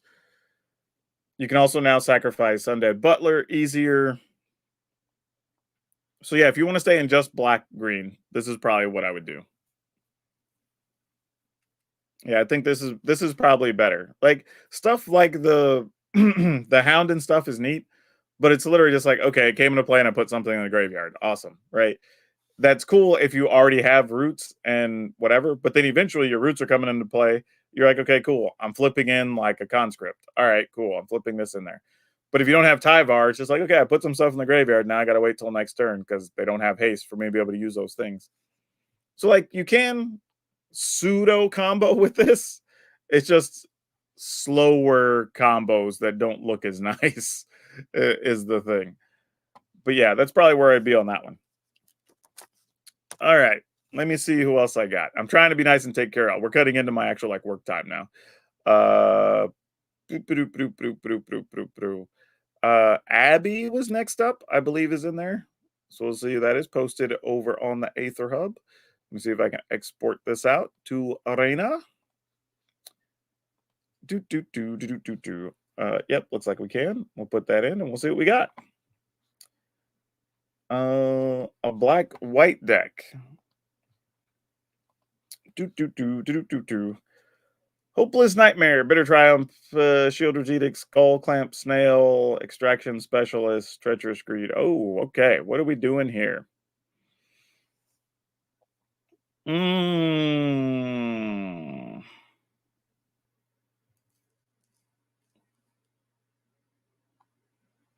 Wow. Are we a discard deck or are we a control deck? Like, real question. Because like Treacherous Greed's almost out of place, really. Like if we've already eliminated all of our opponent's stuff, like let's just be attacking. But we're like realm breakering for some reason and kind of outraging.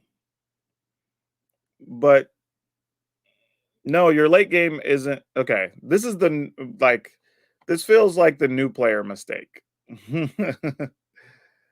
um it's fine for the draw, but here's the problem. Like you only have 13 creatures, right? You don't have that many threats. So you have stuff like greed to exile a thing that or sacrifice a thing that's hit an opponent. You have stuff like extraction specialist to try to get stuff back out of the graveyard. But again, you don't have that many things, and of the things you have that you can even get back with extraction specialists is just 3 skull snails. Like it literally can't get another card. Like most of the time you're gonna play extraction specialist and it's just gonna be a 3/2 dummy sitting on the table. Like it just doesn't need to be in the deck list. So like also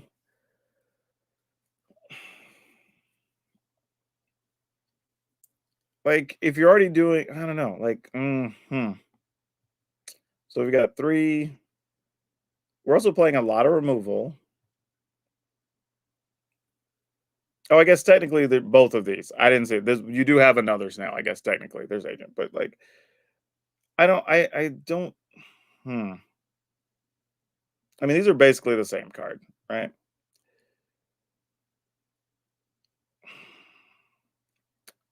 Here's what I'm doing. I don't think we need the sweepers in this deck. I get it. Some decks start fast, blah, blah, whatever.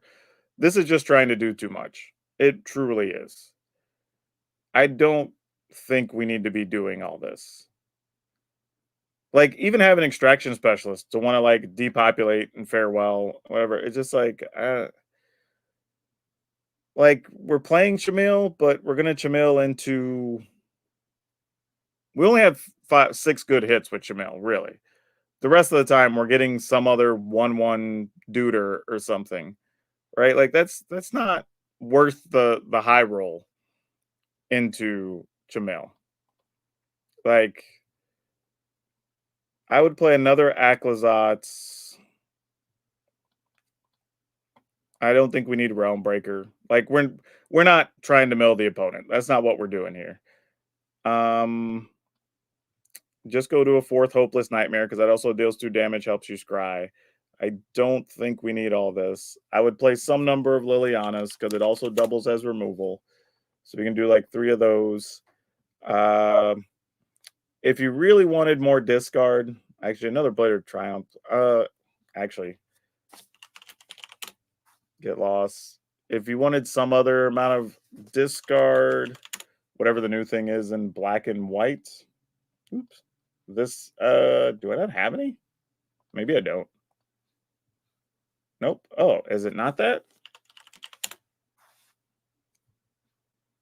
That doesn't have the word discard. Oh, they reveal your hand. You choose an online card from an exile. That card actually doesn't say discard. Well, look at that.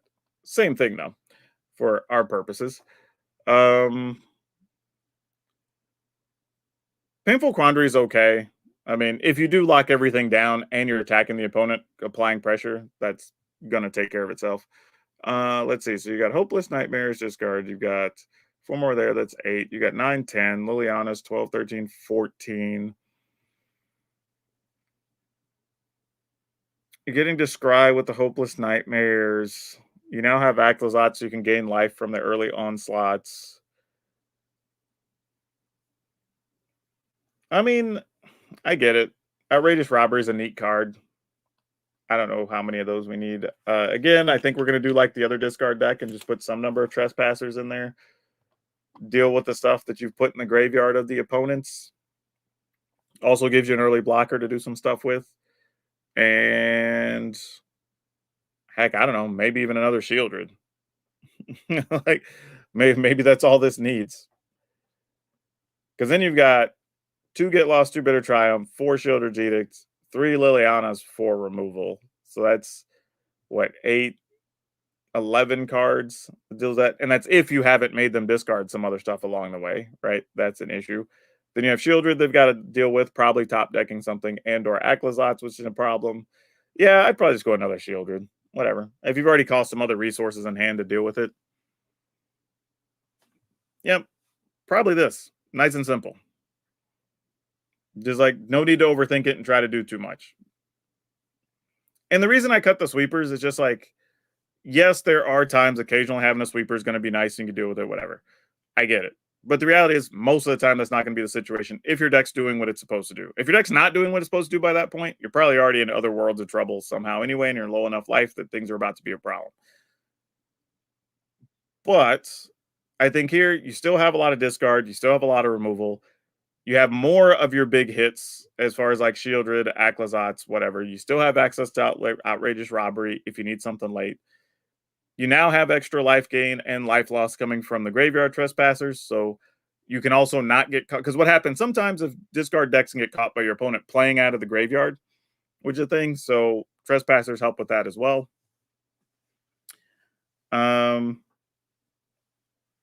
Yes, there are a lot of creature decks. You're also playing a lot of removal.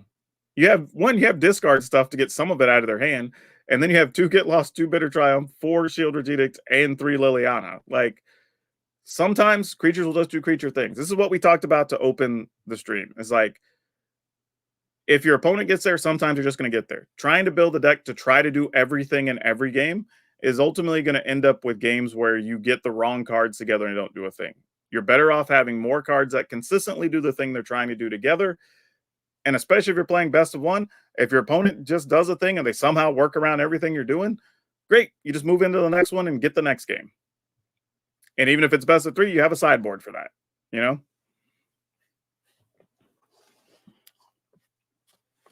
And a lot of times they're going to be trying to kill you with creature lands and other stuff, whatever, anyway, even if you have those sweepers. So it's just like, I wouldn't worry about it too much. Again, you're welcome to do whatever you want. My opinion, strictly my opinion. And I say that all the time. Any of my deck lists are just starting points for ideas to show you that they work or they don't. That is it. So you are welcome to do whatever you want. And I would not be offended in the least because it's your deck and your cards.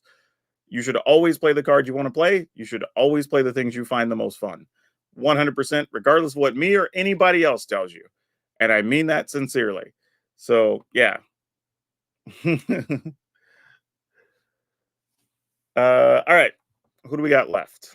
We did Guadara already. Stealthy Mage, you were already in there, so we'll try to take care of you.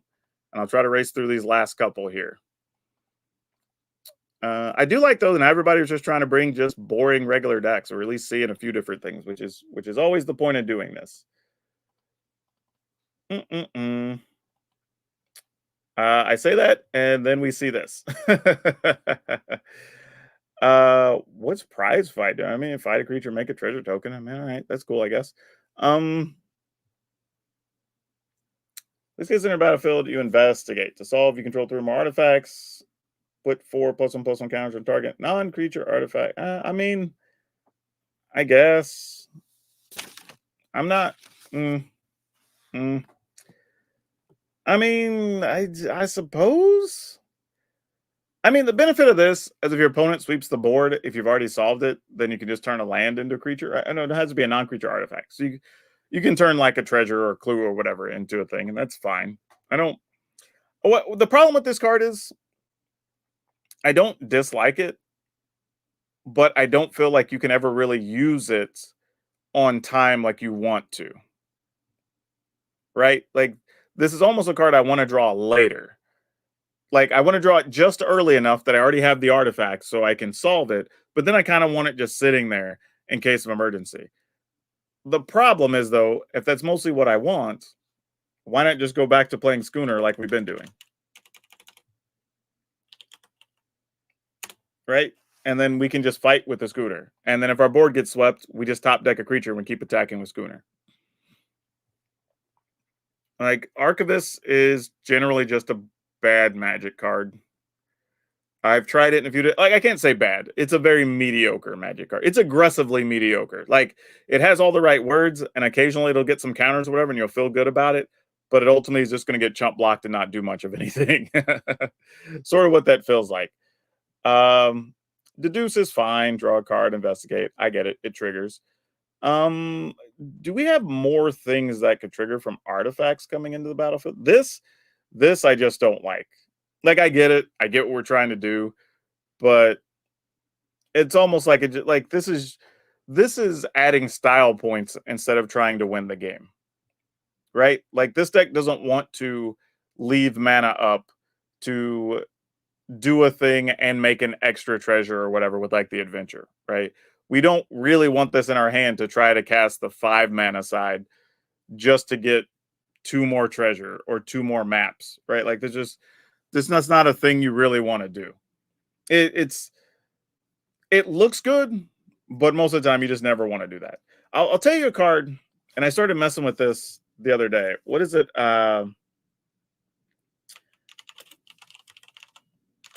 It's the blue-green card that's an X spell that can double as a counter. Oh my gosh, what is that thing? This, Repulsive Mutation. This is what I would play before playing those other things. Because you can instant speed grow a creature to protect it from burn spells or combat tricks or whatever. But then also, you can just counter stuff. So like if you got that early start with like a Spyglass, Siren, Wormlet, whatever, and then you can just sit on the board with like your 3 or 4 permanents attacking. And then if your opponent goes to sweep the board, you're like, nah, I'm going to turn this Siren into like a 3/3 or something, and then finish them off on the next turn. Because that's usually what happens. They're already that low. They just die on the next turn. So yeah, some number of these I would rather play, even other than like prize fights and Archivist or whatever. Like I would much rather do that more than anything. And then this is probably mostly fine. It doesn't feel like it's only 18 creatures, though technically the Zoetic Glyphs are creatures too, so it's like 22. This is better, but I mean, I think before going any further, I'm just gonna say just go look around for the various Simic artifact decks. There's already a bunch of versions of this. You know, a bunch of them are playing like the Agatha Soul Cauldron, so you can just reuse stuff out of the graveyard or whatever. If you play stuff like Gingerbread Man or whatever that thing is, Gingerbread Cookie, the 1/1, if I can spell it correctly. Is that not what he is? Oh, he's an artifact. I was like, wait, what? There you go. Ginger Brute. There you go. That guy. He is a gingerbread man, but you know what I meant. That card. Like, this gives you a hasty creature. You can also, put the Zoetic Glyph on it, turn it into a 5/4, attack with it. You can sack it for food if you need to. It just does a lot of things, right? And if you're also playing the Soul Cauldron, then you can just use this out of the graveyard or put this on thing. Now all your stuff have the ability that can only be blocked by other things with haste, right? So you can force through an attack. So thanks for this. Hold on.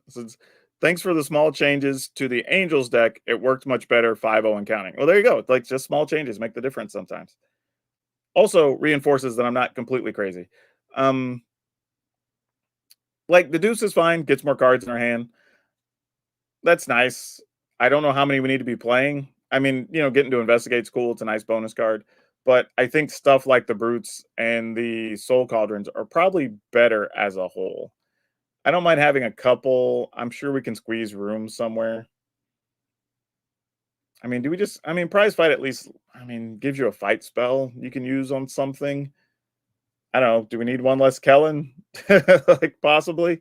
I don't know. Kellen does cost 4 for the important side, so maybe that's what we do. Play another one of these, cut another Archivist, get 2 Soul Cauldron in here. All right, we got up to a couple more creatures. We found a way to squeeze another creature in there.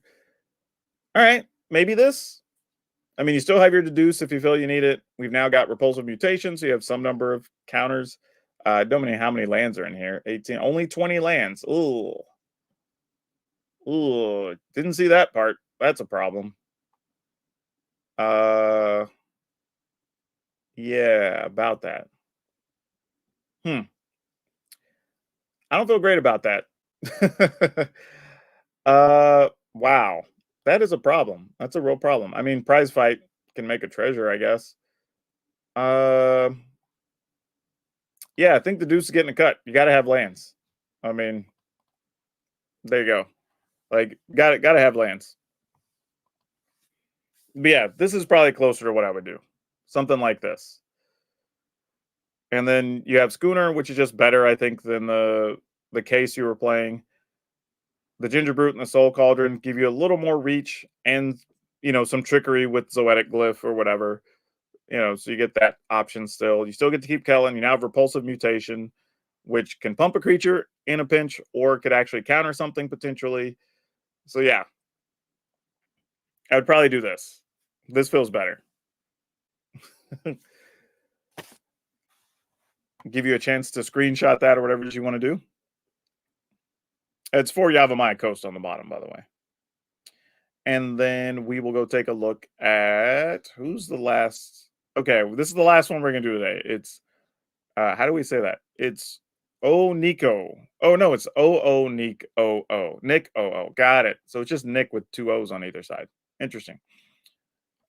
Nick, your link goes to MTG Decks, and it just takes me to their main page where I have to sign up for an account. You need to give me a link that gives me access to download it. You sent me to like a login page. That I can't use that unless I want to set up an account, but I don't think it's still going to take me to your deck. So repost that, and then I think that'll be the last one that we do. All right. But yeah, that was we've done a good run of decks today. We've covered a lot of ground. Like, this was good. There's also no other hard, I think it's saying hard counter and hard and standard removal that gives an artifact. Closest is Brackish Blunder. No under hard removal that give. Oh yeah, it's probably just the fight spell. That's not true actually. Well, at least in those colors, because you do have stuff like oh, my deck limit reach. I'm gonna delete some stuff. Oh, go figure. What is it? The this thing. This also removes stuff and makes a food. So like that's another way you could do it. We weren't in black, but like there are some cards that do actually remove things and make food or make extra artifacts or tokens. Not many, but there's some. But yeah, there's things that are out there. But yeah, I don't know. let's see, is Nick still around? I think Nick may have gone. Nick may no longer be with us. Godspeed, Nick, wherever you may be. I don't know. He probably just got busy or had to go to work or something. All right, cool. We did like, oh nope, you're there. You're there. Said, oh, you didn't know how to fix it. Oh, well, you're not terrible because you don't know how to fix it. I will make an exception. Try to copy and paste it in the chat. You're the last one, so hopefully it copies it correctly. I will let you be the last one, so you can copy and paste directly into the not into the chat, into the Discord. Same channel, and we'll see what you got. This will be here, and if that works, we'll go over it. If not, then that'll be it. Lee says, Can you open that Angels deck again for him? I missed the part of the video, but would like to see the deck. Sure. I will say this. I'm gonna say this, Lee. I have a deck coming that's this, and it's different. So you may want to just wait for that. Honestly. Like I have a version that's different than this. But I mean it's gonna be a lot of the same cards, but the numbers are gonna be different and whatever. Just I already have one built up. I just haven't put it into a video yet. All right, Nick says they think they got it. Hey, that does work, Nick. Awesome.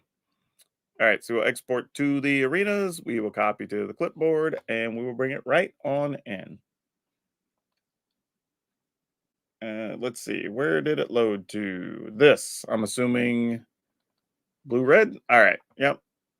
All right. Let's see where we're at. So we have Spyglass Siren, Diamond Pickaxe. Creature gets 1/1, and when it attacks, create a treasure. All right. Well, they're an Epicure. Makes sense. So we're doing some artifact things. There's Schooner. Charming Scoundrel does make a treasure, so that qualifies. Smelter, Gleaming Drake, Zoetic Glyph, Crime Novelist, second artifact equivalent, added treasure.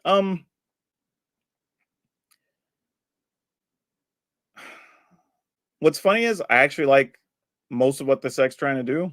Don't care for the Crime Novelist, which is sad because I know that's probably part of the reason to even just build this deck.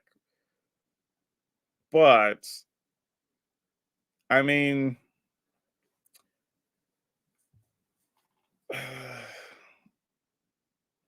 obviously lands need to be a whole different situation. That's fine.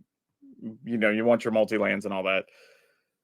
Big score makes treasure, which I get it. It works with crime novelists.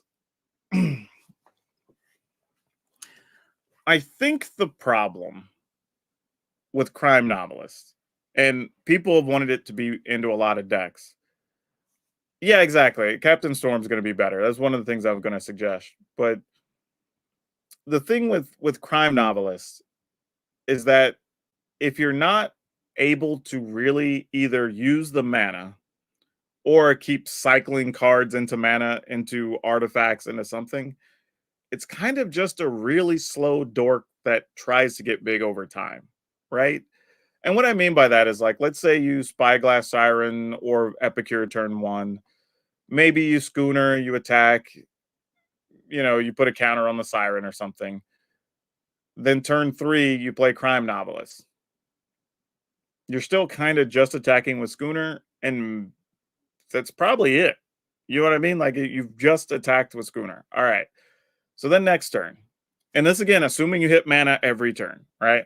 So we have 4 mana going into the next turn. We still have either a map or a blood token, right? And then what are we doing after that?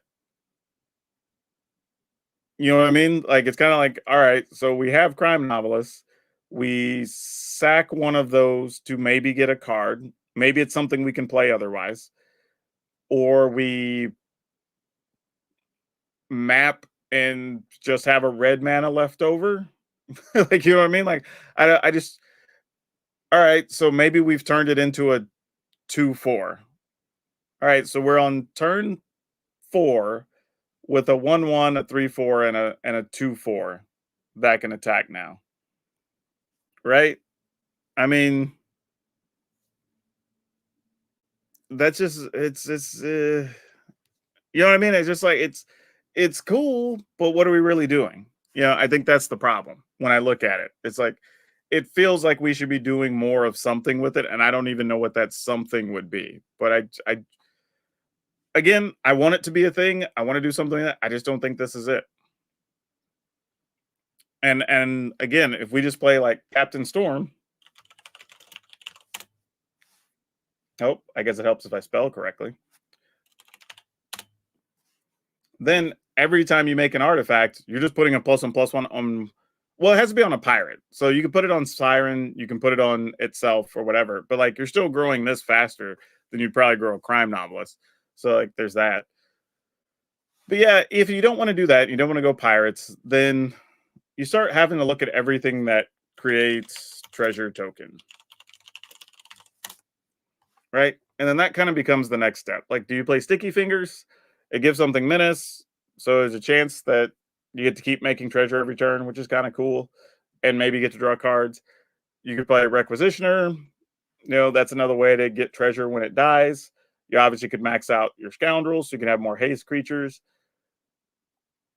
You got Smelter, which is fine, but we still kind of need like it almost feels like you need one more thing, right? Like what's our bigger thing we can do? What's our bigger payoff we can get out of this? Like I don't know what that answer is, but you would almost need this to hit its drops every single time to be as fast as possible because you don't have a big creature. Like the goal obviously would be like to get the Drake up to like a 5/5 or something. But that's kind of it. You know what I mean? Like we don't really have much else, I think is the problem.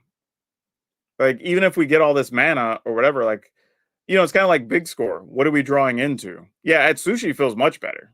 I'd much rather at sushi than do this because at sushi can even get you cards if it dies later, right? I'd rather do that than big score, so you can still fight with something and then get your choice of treasure or cards later. And then that's at least somewhat more of a payoff. But I would like cut the crime novelist, play another one of these, max out your schooners because you need other bigger bodies, cut the pickaxes, probably max these. I don't really know. Where's like we're saying at sushi, play maybe, I don't know, 3 of those. Siren, Epicure, Schooner, Scoundrel. I mean, we just don't. I mean, I guess, Sticky Fingers. I mean, the curve of the deck's actually fairly low. I mean, only 4 things that cost 3 and 3 things that cost 4. I mean, maybe you can get by with 22 lands, and that frees up a little bit of room for something else. Maybe another Sticky Fingers, and I don't know. Probably I'd like something that just generates an artifact every turn. That would help a lot. I don't know what that would be though, unfortunately. There's really not like unless you wanted like a good top end, unless you wanted to play like Bonehorde Dracosaur, could possibly generate you some treasure in addition to getting access to other cards. Drone Smiths is an interesting card. I've messed with it in some test decks. For those you don't know what we're talking about, at the beginning of the combat in turn, create a colorless Thopter, and then it gains haste and sacrifice it at the beginning in step. It sucks that it has to be sacrificed, but I will say it does work with the Gear Drake, right? Because anytime you sacrifice an artifact, this will get bigger. And I believe you could stack that to where, like, beginning of combat, you make a 1/1, and then you could target or sacrifice the 1/1 to turn it into a 3/1 if you wanted to. So that is an option as well. So that is a thing you could do. I wouldn't hate it if you just wanted to use that on the last slot. I mean, that's something. It at least works with your other cards. But again, just having something that generates a card every turn that you can use for something or anything else. Of course, all the multi-lands, if we want to do that. Actually, I say all of them. I would not play all of them. Oh, we don't have a fast red-blue land because those are opposite colors. That's a problem. I still might go 2 of those then, but just know that they would be tapped on turn 1.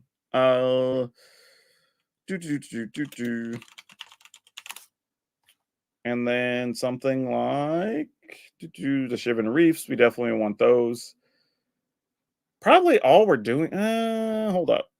Yeah, we're playing almost an even number of blue and red lands. That's probably the most you could get away with, probably.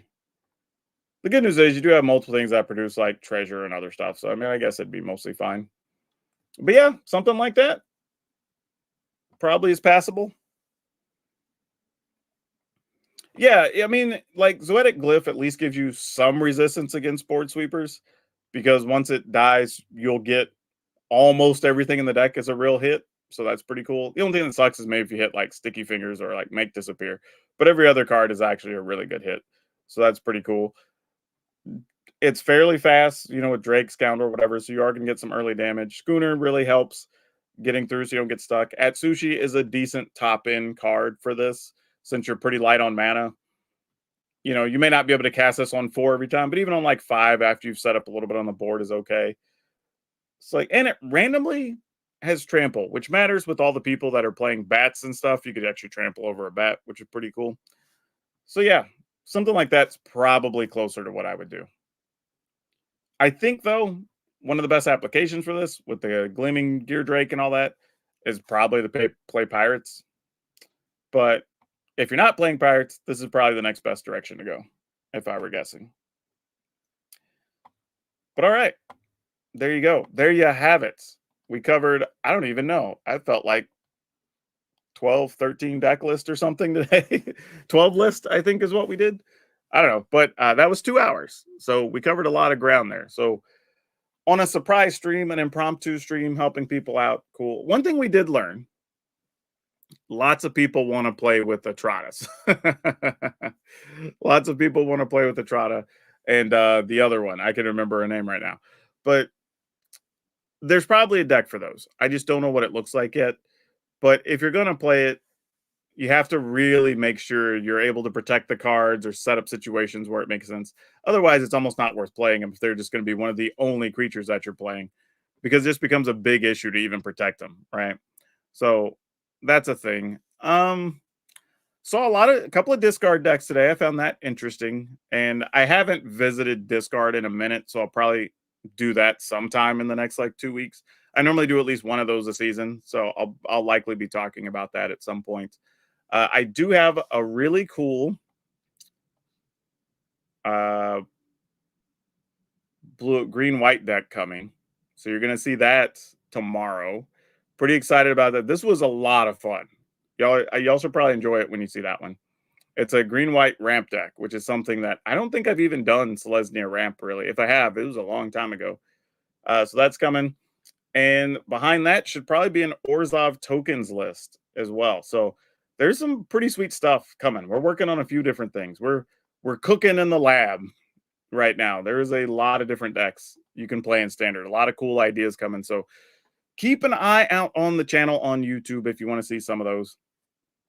Again, though, I'm asking, as always, and no matter who you watch, whatever your favorite creator is, whatever, remember to follow, hit the like buttons, subscribe, like let people know that you like it, because that helps all the different magical machines and algorithms and whatever. It helps get our stuff in front of more people. So if you want to support your favorite creators, even if you don't have the money, you can do the free things, and the free things really do help. For real. I mean that. Like it sounds crazy, but it really does help. And I know there's a bunch of times we all watch videos and we don't hit the like button or we don't hit subscribe. And it's like, if you do that, it really does help your favorite creators. And it's free.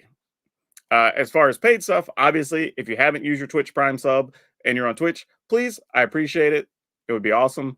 Obviously, anytime you donate or send money, like I totally appreciate it. That helps out all the time, with bits or stars or whatever platform you're on. But if you do want extra content, you want to have a say on what's on the YouTube channel, if you are a member, I send out polls and questionnaires to channel members so they get to help decide what shows up on the channel. I also have been doing an extra video a month, sometimes two, that go just to members on there as well. I have a level for that.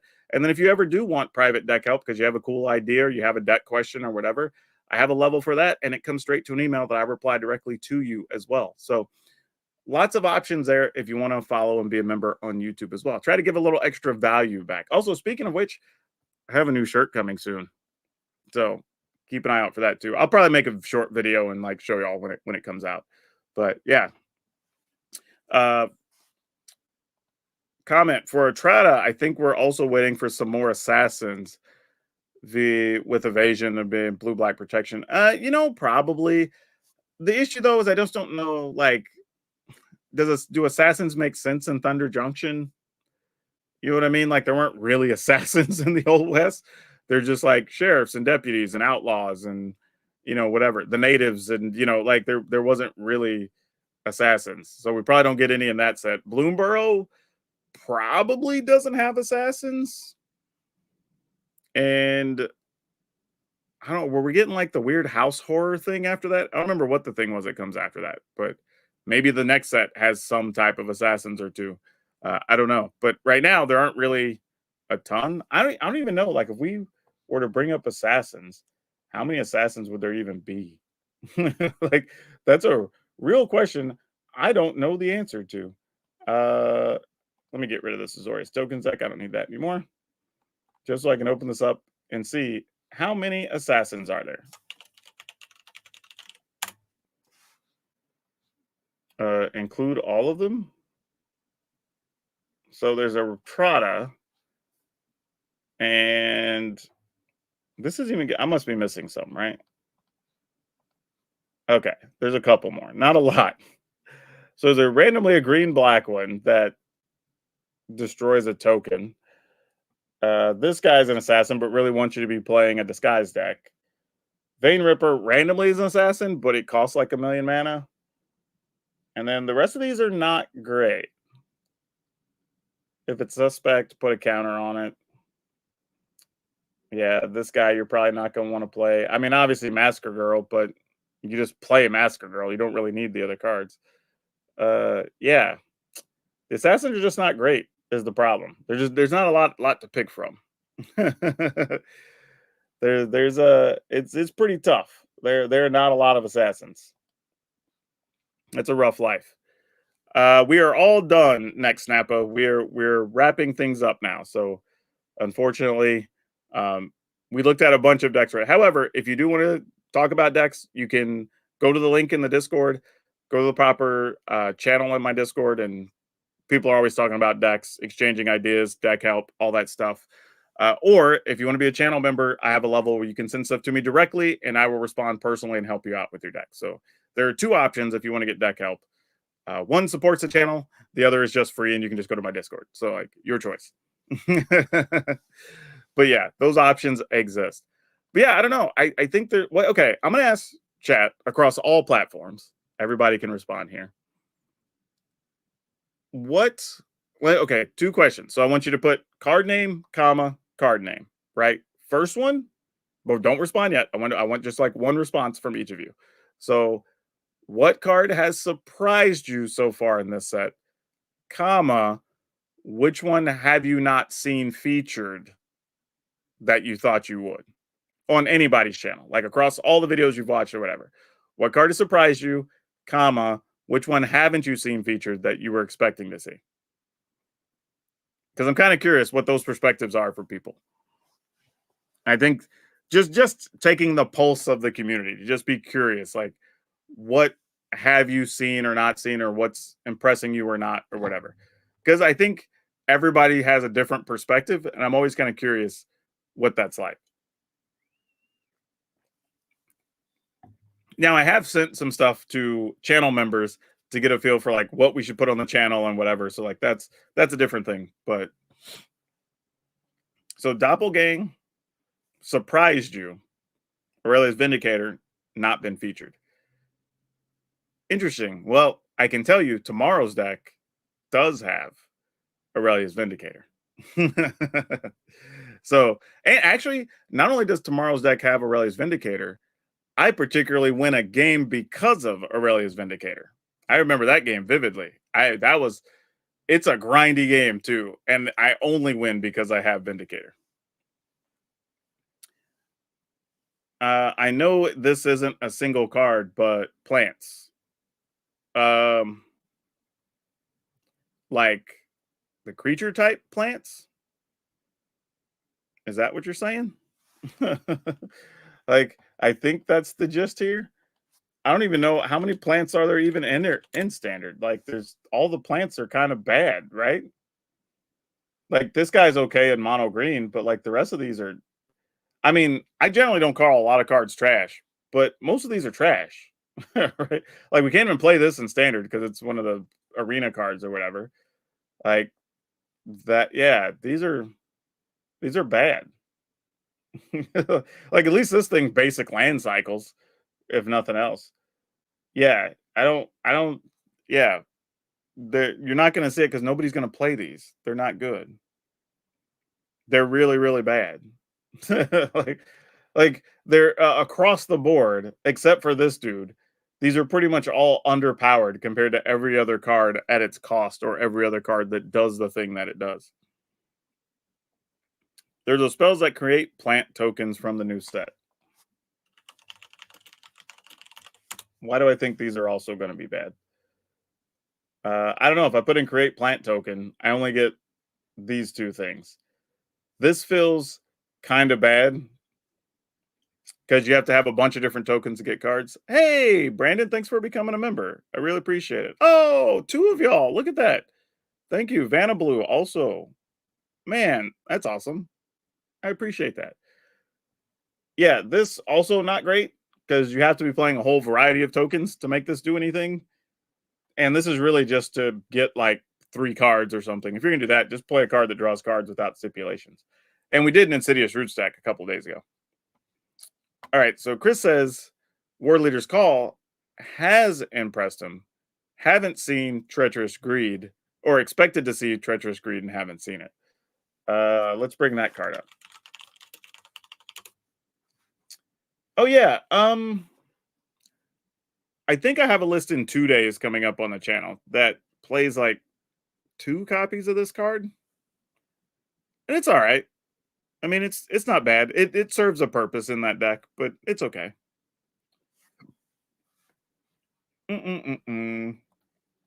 Markport says, "Thanks for all the insight of all the work that you put in. Love your enthusiasm. Thanks." Thanks. The big thing is like I know I'm not going to attract a certain crowd for several reasons. Some that are more political than others, but realistically, part of it is I'm not very showboaty, right? I mean, I'm very forward and vocal and outgoing, whatever. But I'm not gonna like sensationalize everything or whatever. It's just not what I do. So I mean, I know that's only going to bring in a certain crowd, but we do get a lot of new players around here, and that's pretty cool. I'm always doing stuff that seems to be helping people, so that's great. So as long as I have my people that love to have fun and whatever, and enjoy just a chill vibe, we're good. I wouldn't even say that I play it safe, honestly. I don't think it's that. I just think there are ways to produce content with certain strategies, and mine is more of the long, slow road strategy, building a certain audience, and just kind of how it is. And I accepted that a long time ago from the beginning, just from my personality and my long term plans, like just how it's going to be. But obviously, like anybody, I'd love to have all those extra folks and the extra views and whatever, because that helps pay the bills. So anytime you can support me, it's always appreciated. You and SBMTG are the best creators around these days. Wow, that's a big statement. I mean, first off, I appreciate it. I'm glad you think that highly of me. But I mean, there's a lot of good content out there. I mean, genuinely, there's a bunch of good ones. Obviously, like the CGBs, the LVDs of the world. Jim Davis makes good stuff with like his 10 new brews every set. That stuff's really good.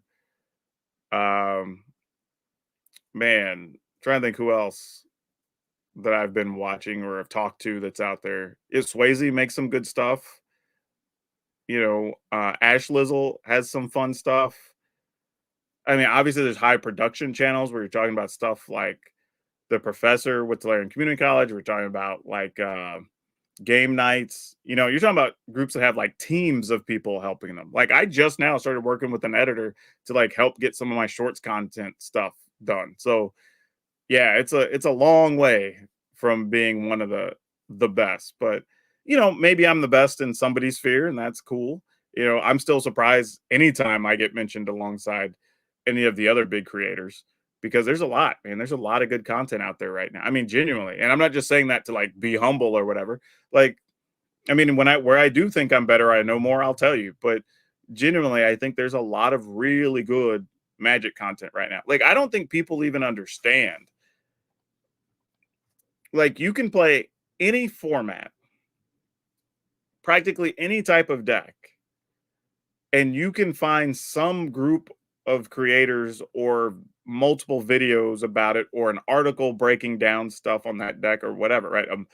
A message group where they're talking about that deck specifically, whatever. Like that exists in today's world, right? Like that's crazy. That it almost doesn't even matter what language, right? That exists in Japanese and French and whatever.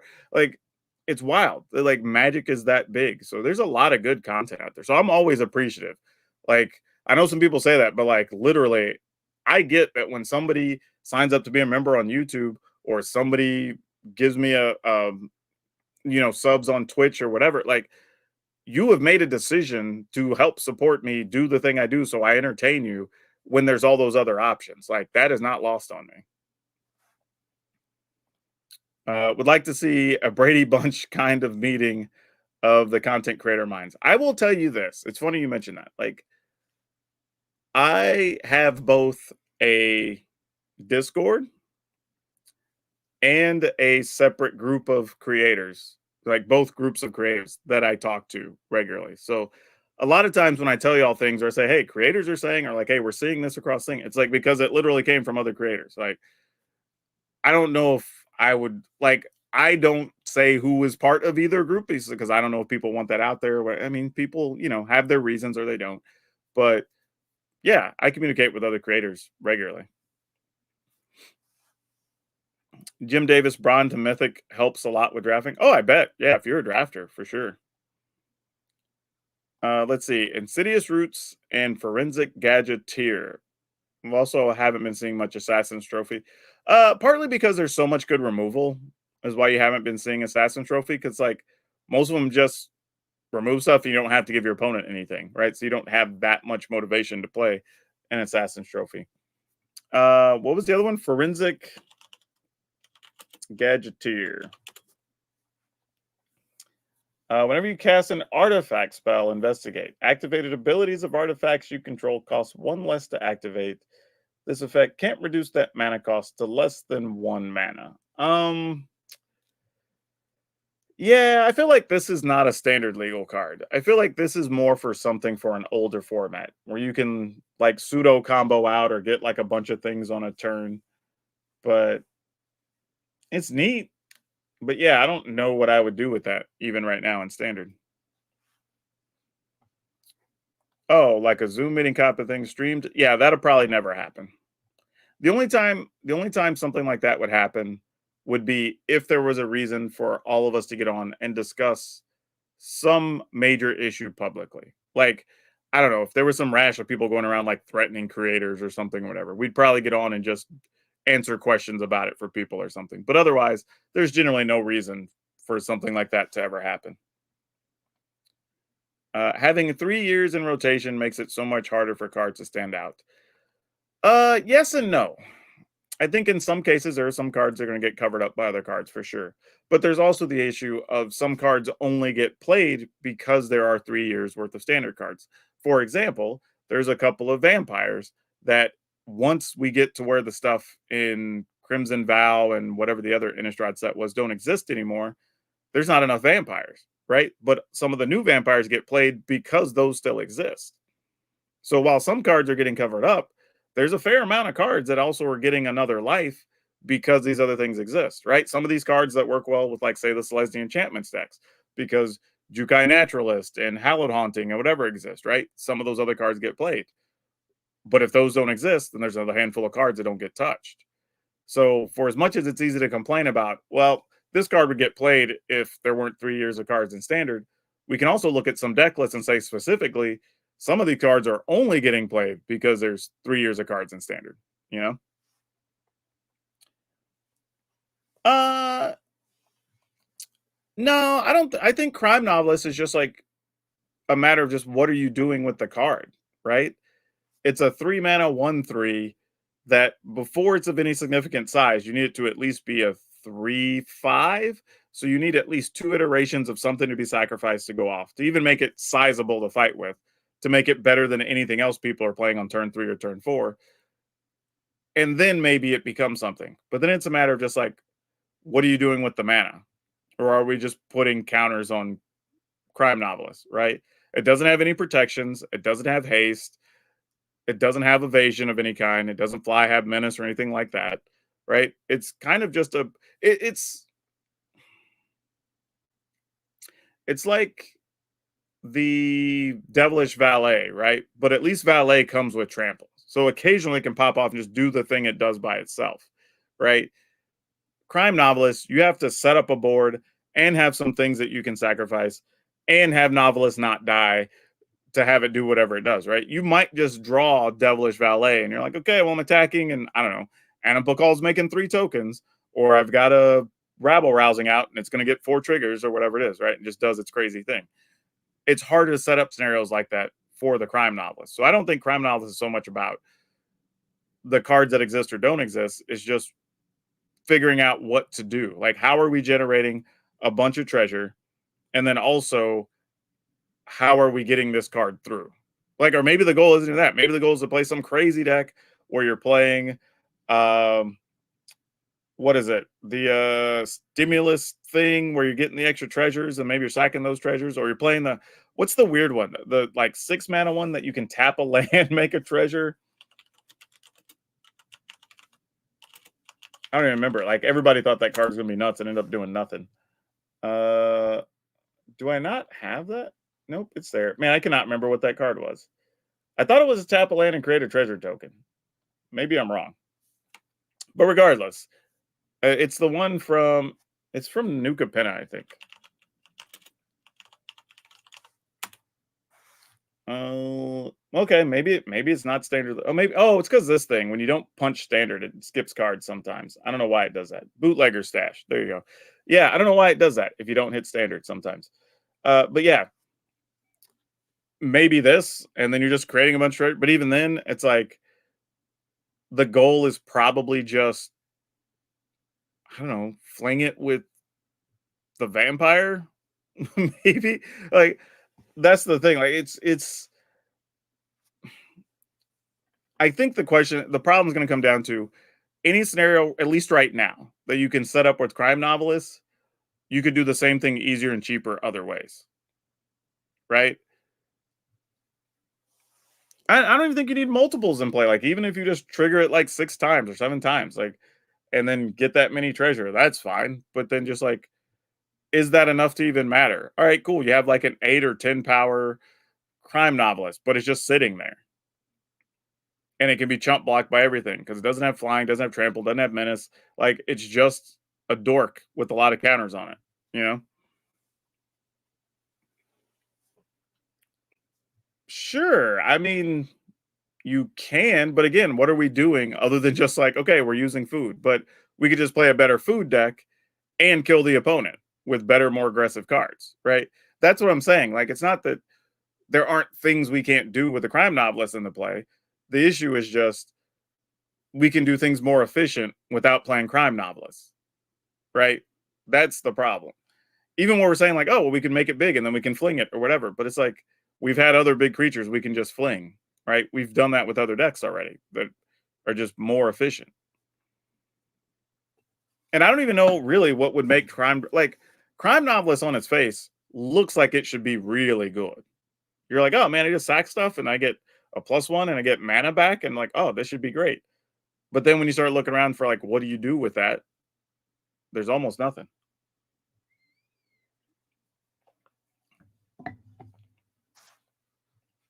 What is this? Case of the Shattered Pact. I have a feeling I'm.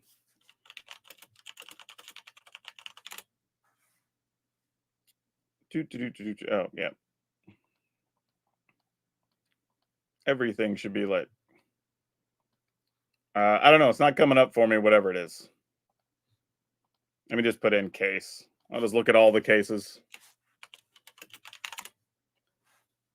Case of the Crimson Pulse. Case of the... Yeah, I don't know. Those are only cases that show up for me. I literally do not have a case of the Shattered Pact. I don't even know what that is, I guess. The colorless case. Okay.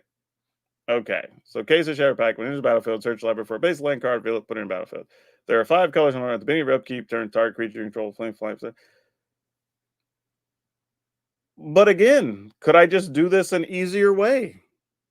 Right? Like I could, why not just play like, I don't know, what's his name? The big 18-6 guy or whatever, right? And then just smash your opponent with that. You know what I mean? Like I don't have to say, I can just play a creature that's huge and just beat my opponent about the head and neck with that thing. Or a bunch of other things, the 8-4 guy or whatever, right? Like there's things that are just better. Like you don't have to use, if we're still on crime novelists, like you just don't need that.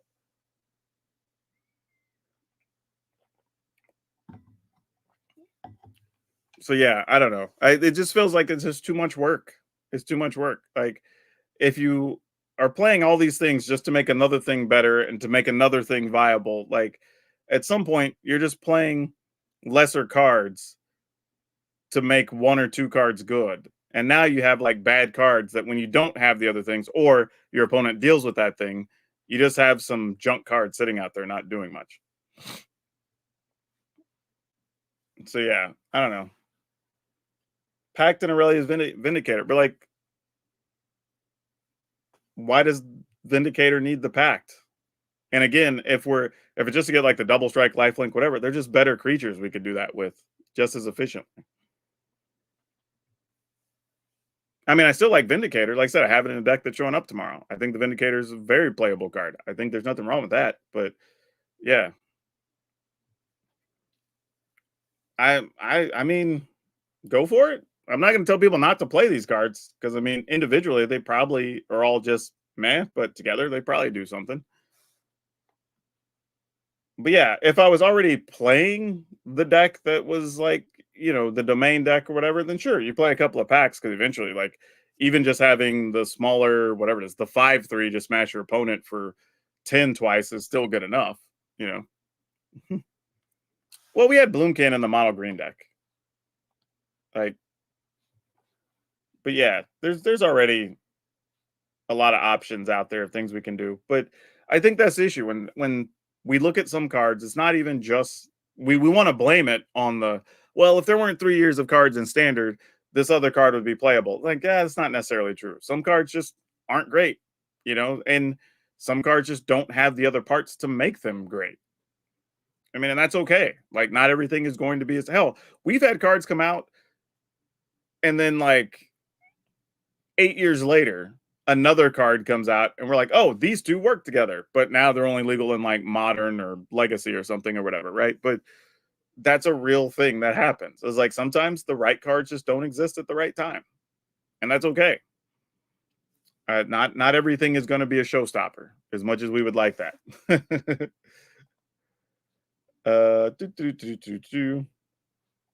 I do not want to save this. I just want to go back to the other screen. Cool.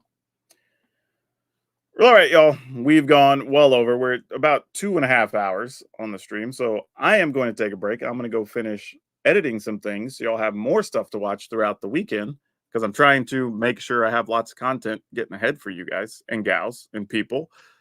But yeah, this was cool. I mean, we talked about a lot of different decks. People learned about some cards they forgot about or didn't know about. So that's always fun. We had some people say that the changes we made live on air apparently immediately helped them. We had somebody talk about they ranked up, another person went 5-0 just with the changes. So good that they worked. Right? That's the thing.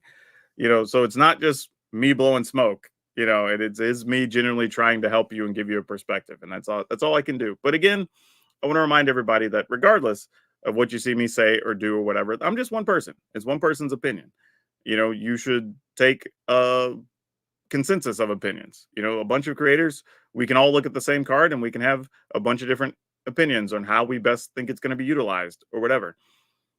Also, understand that deck lists are all going to be different too. And we all have different play preferences. So if you have cards you want to play, feel free to play them. Have fun. That's the whole point. We're playing Magic, right? That's always a thing.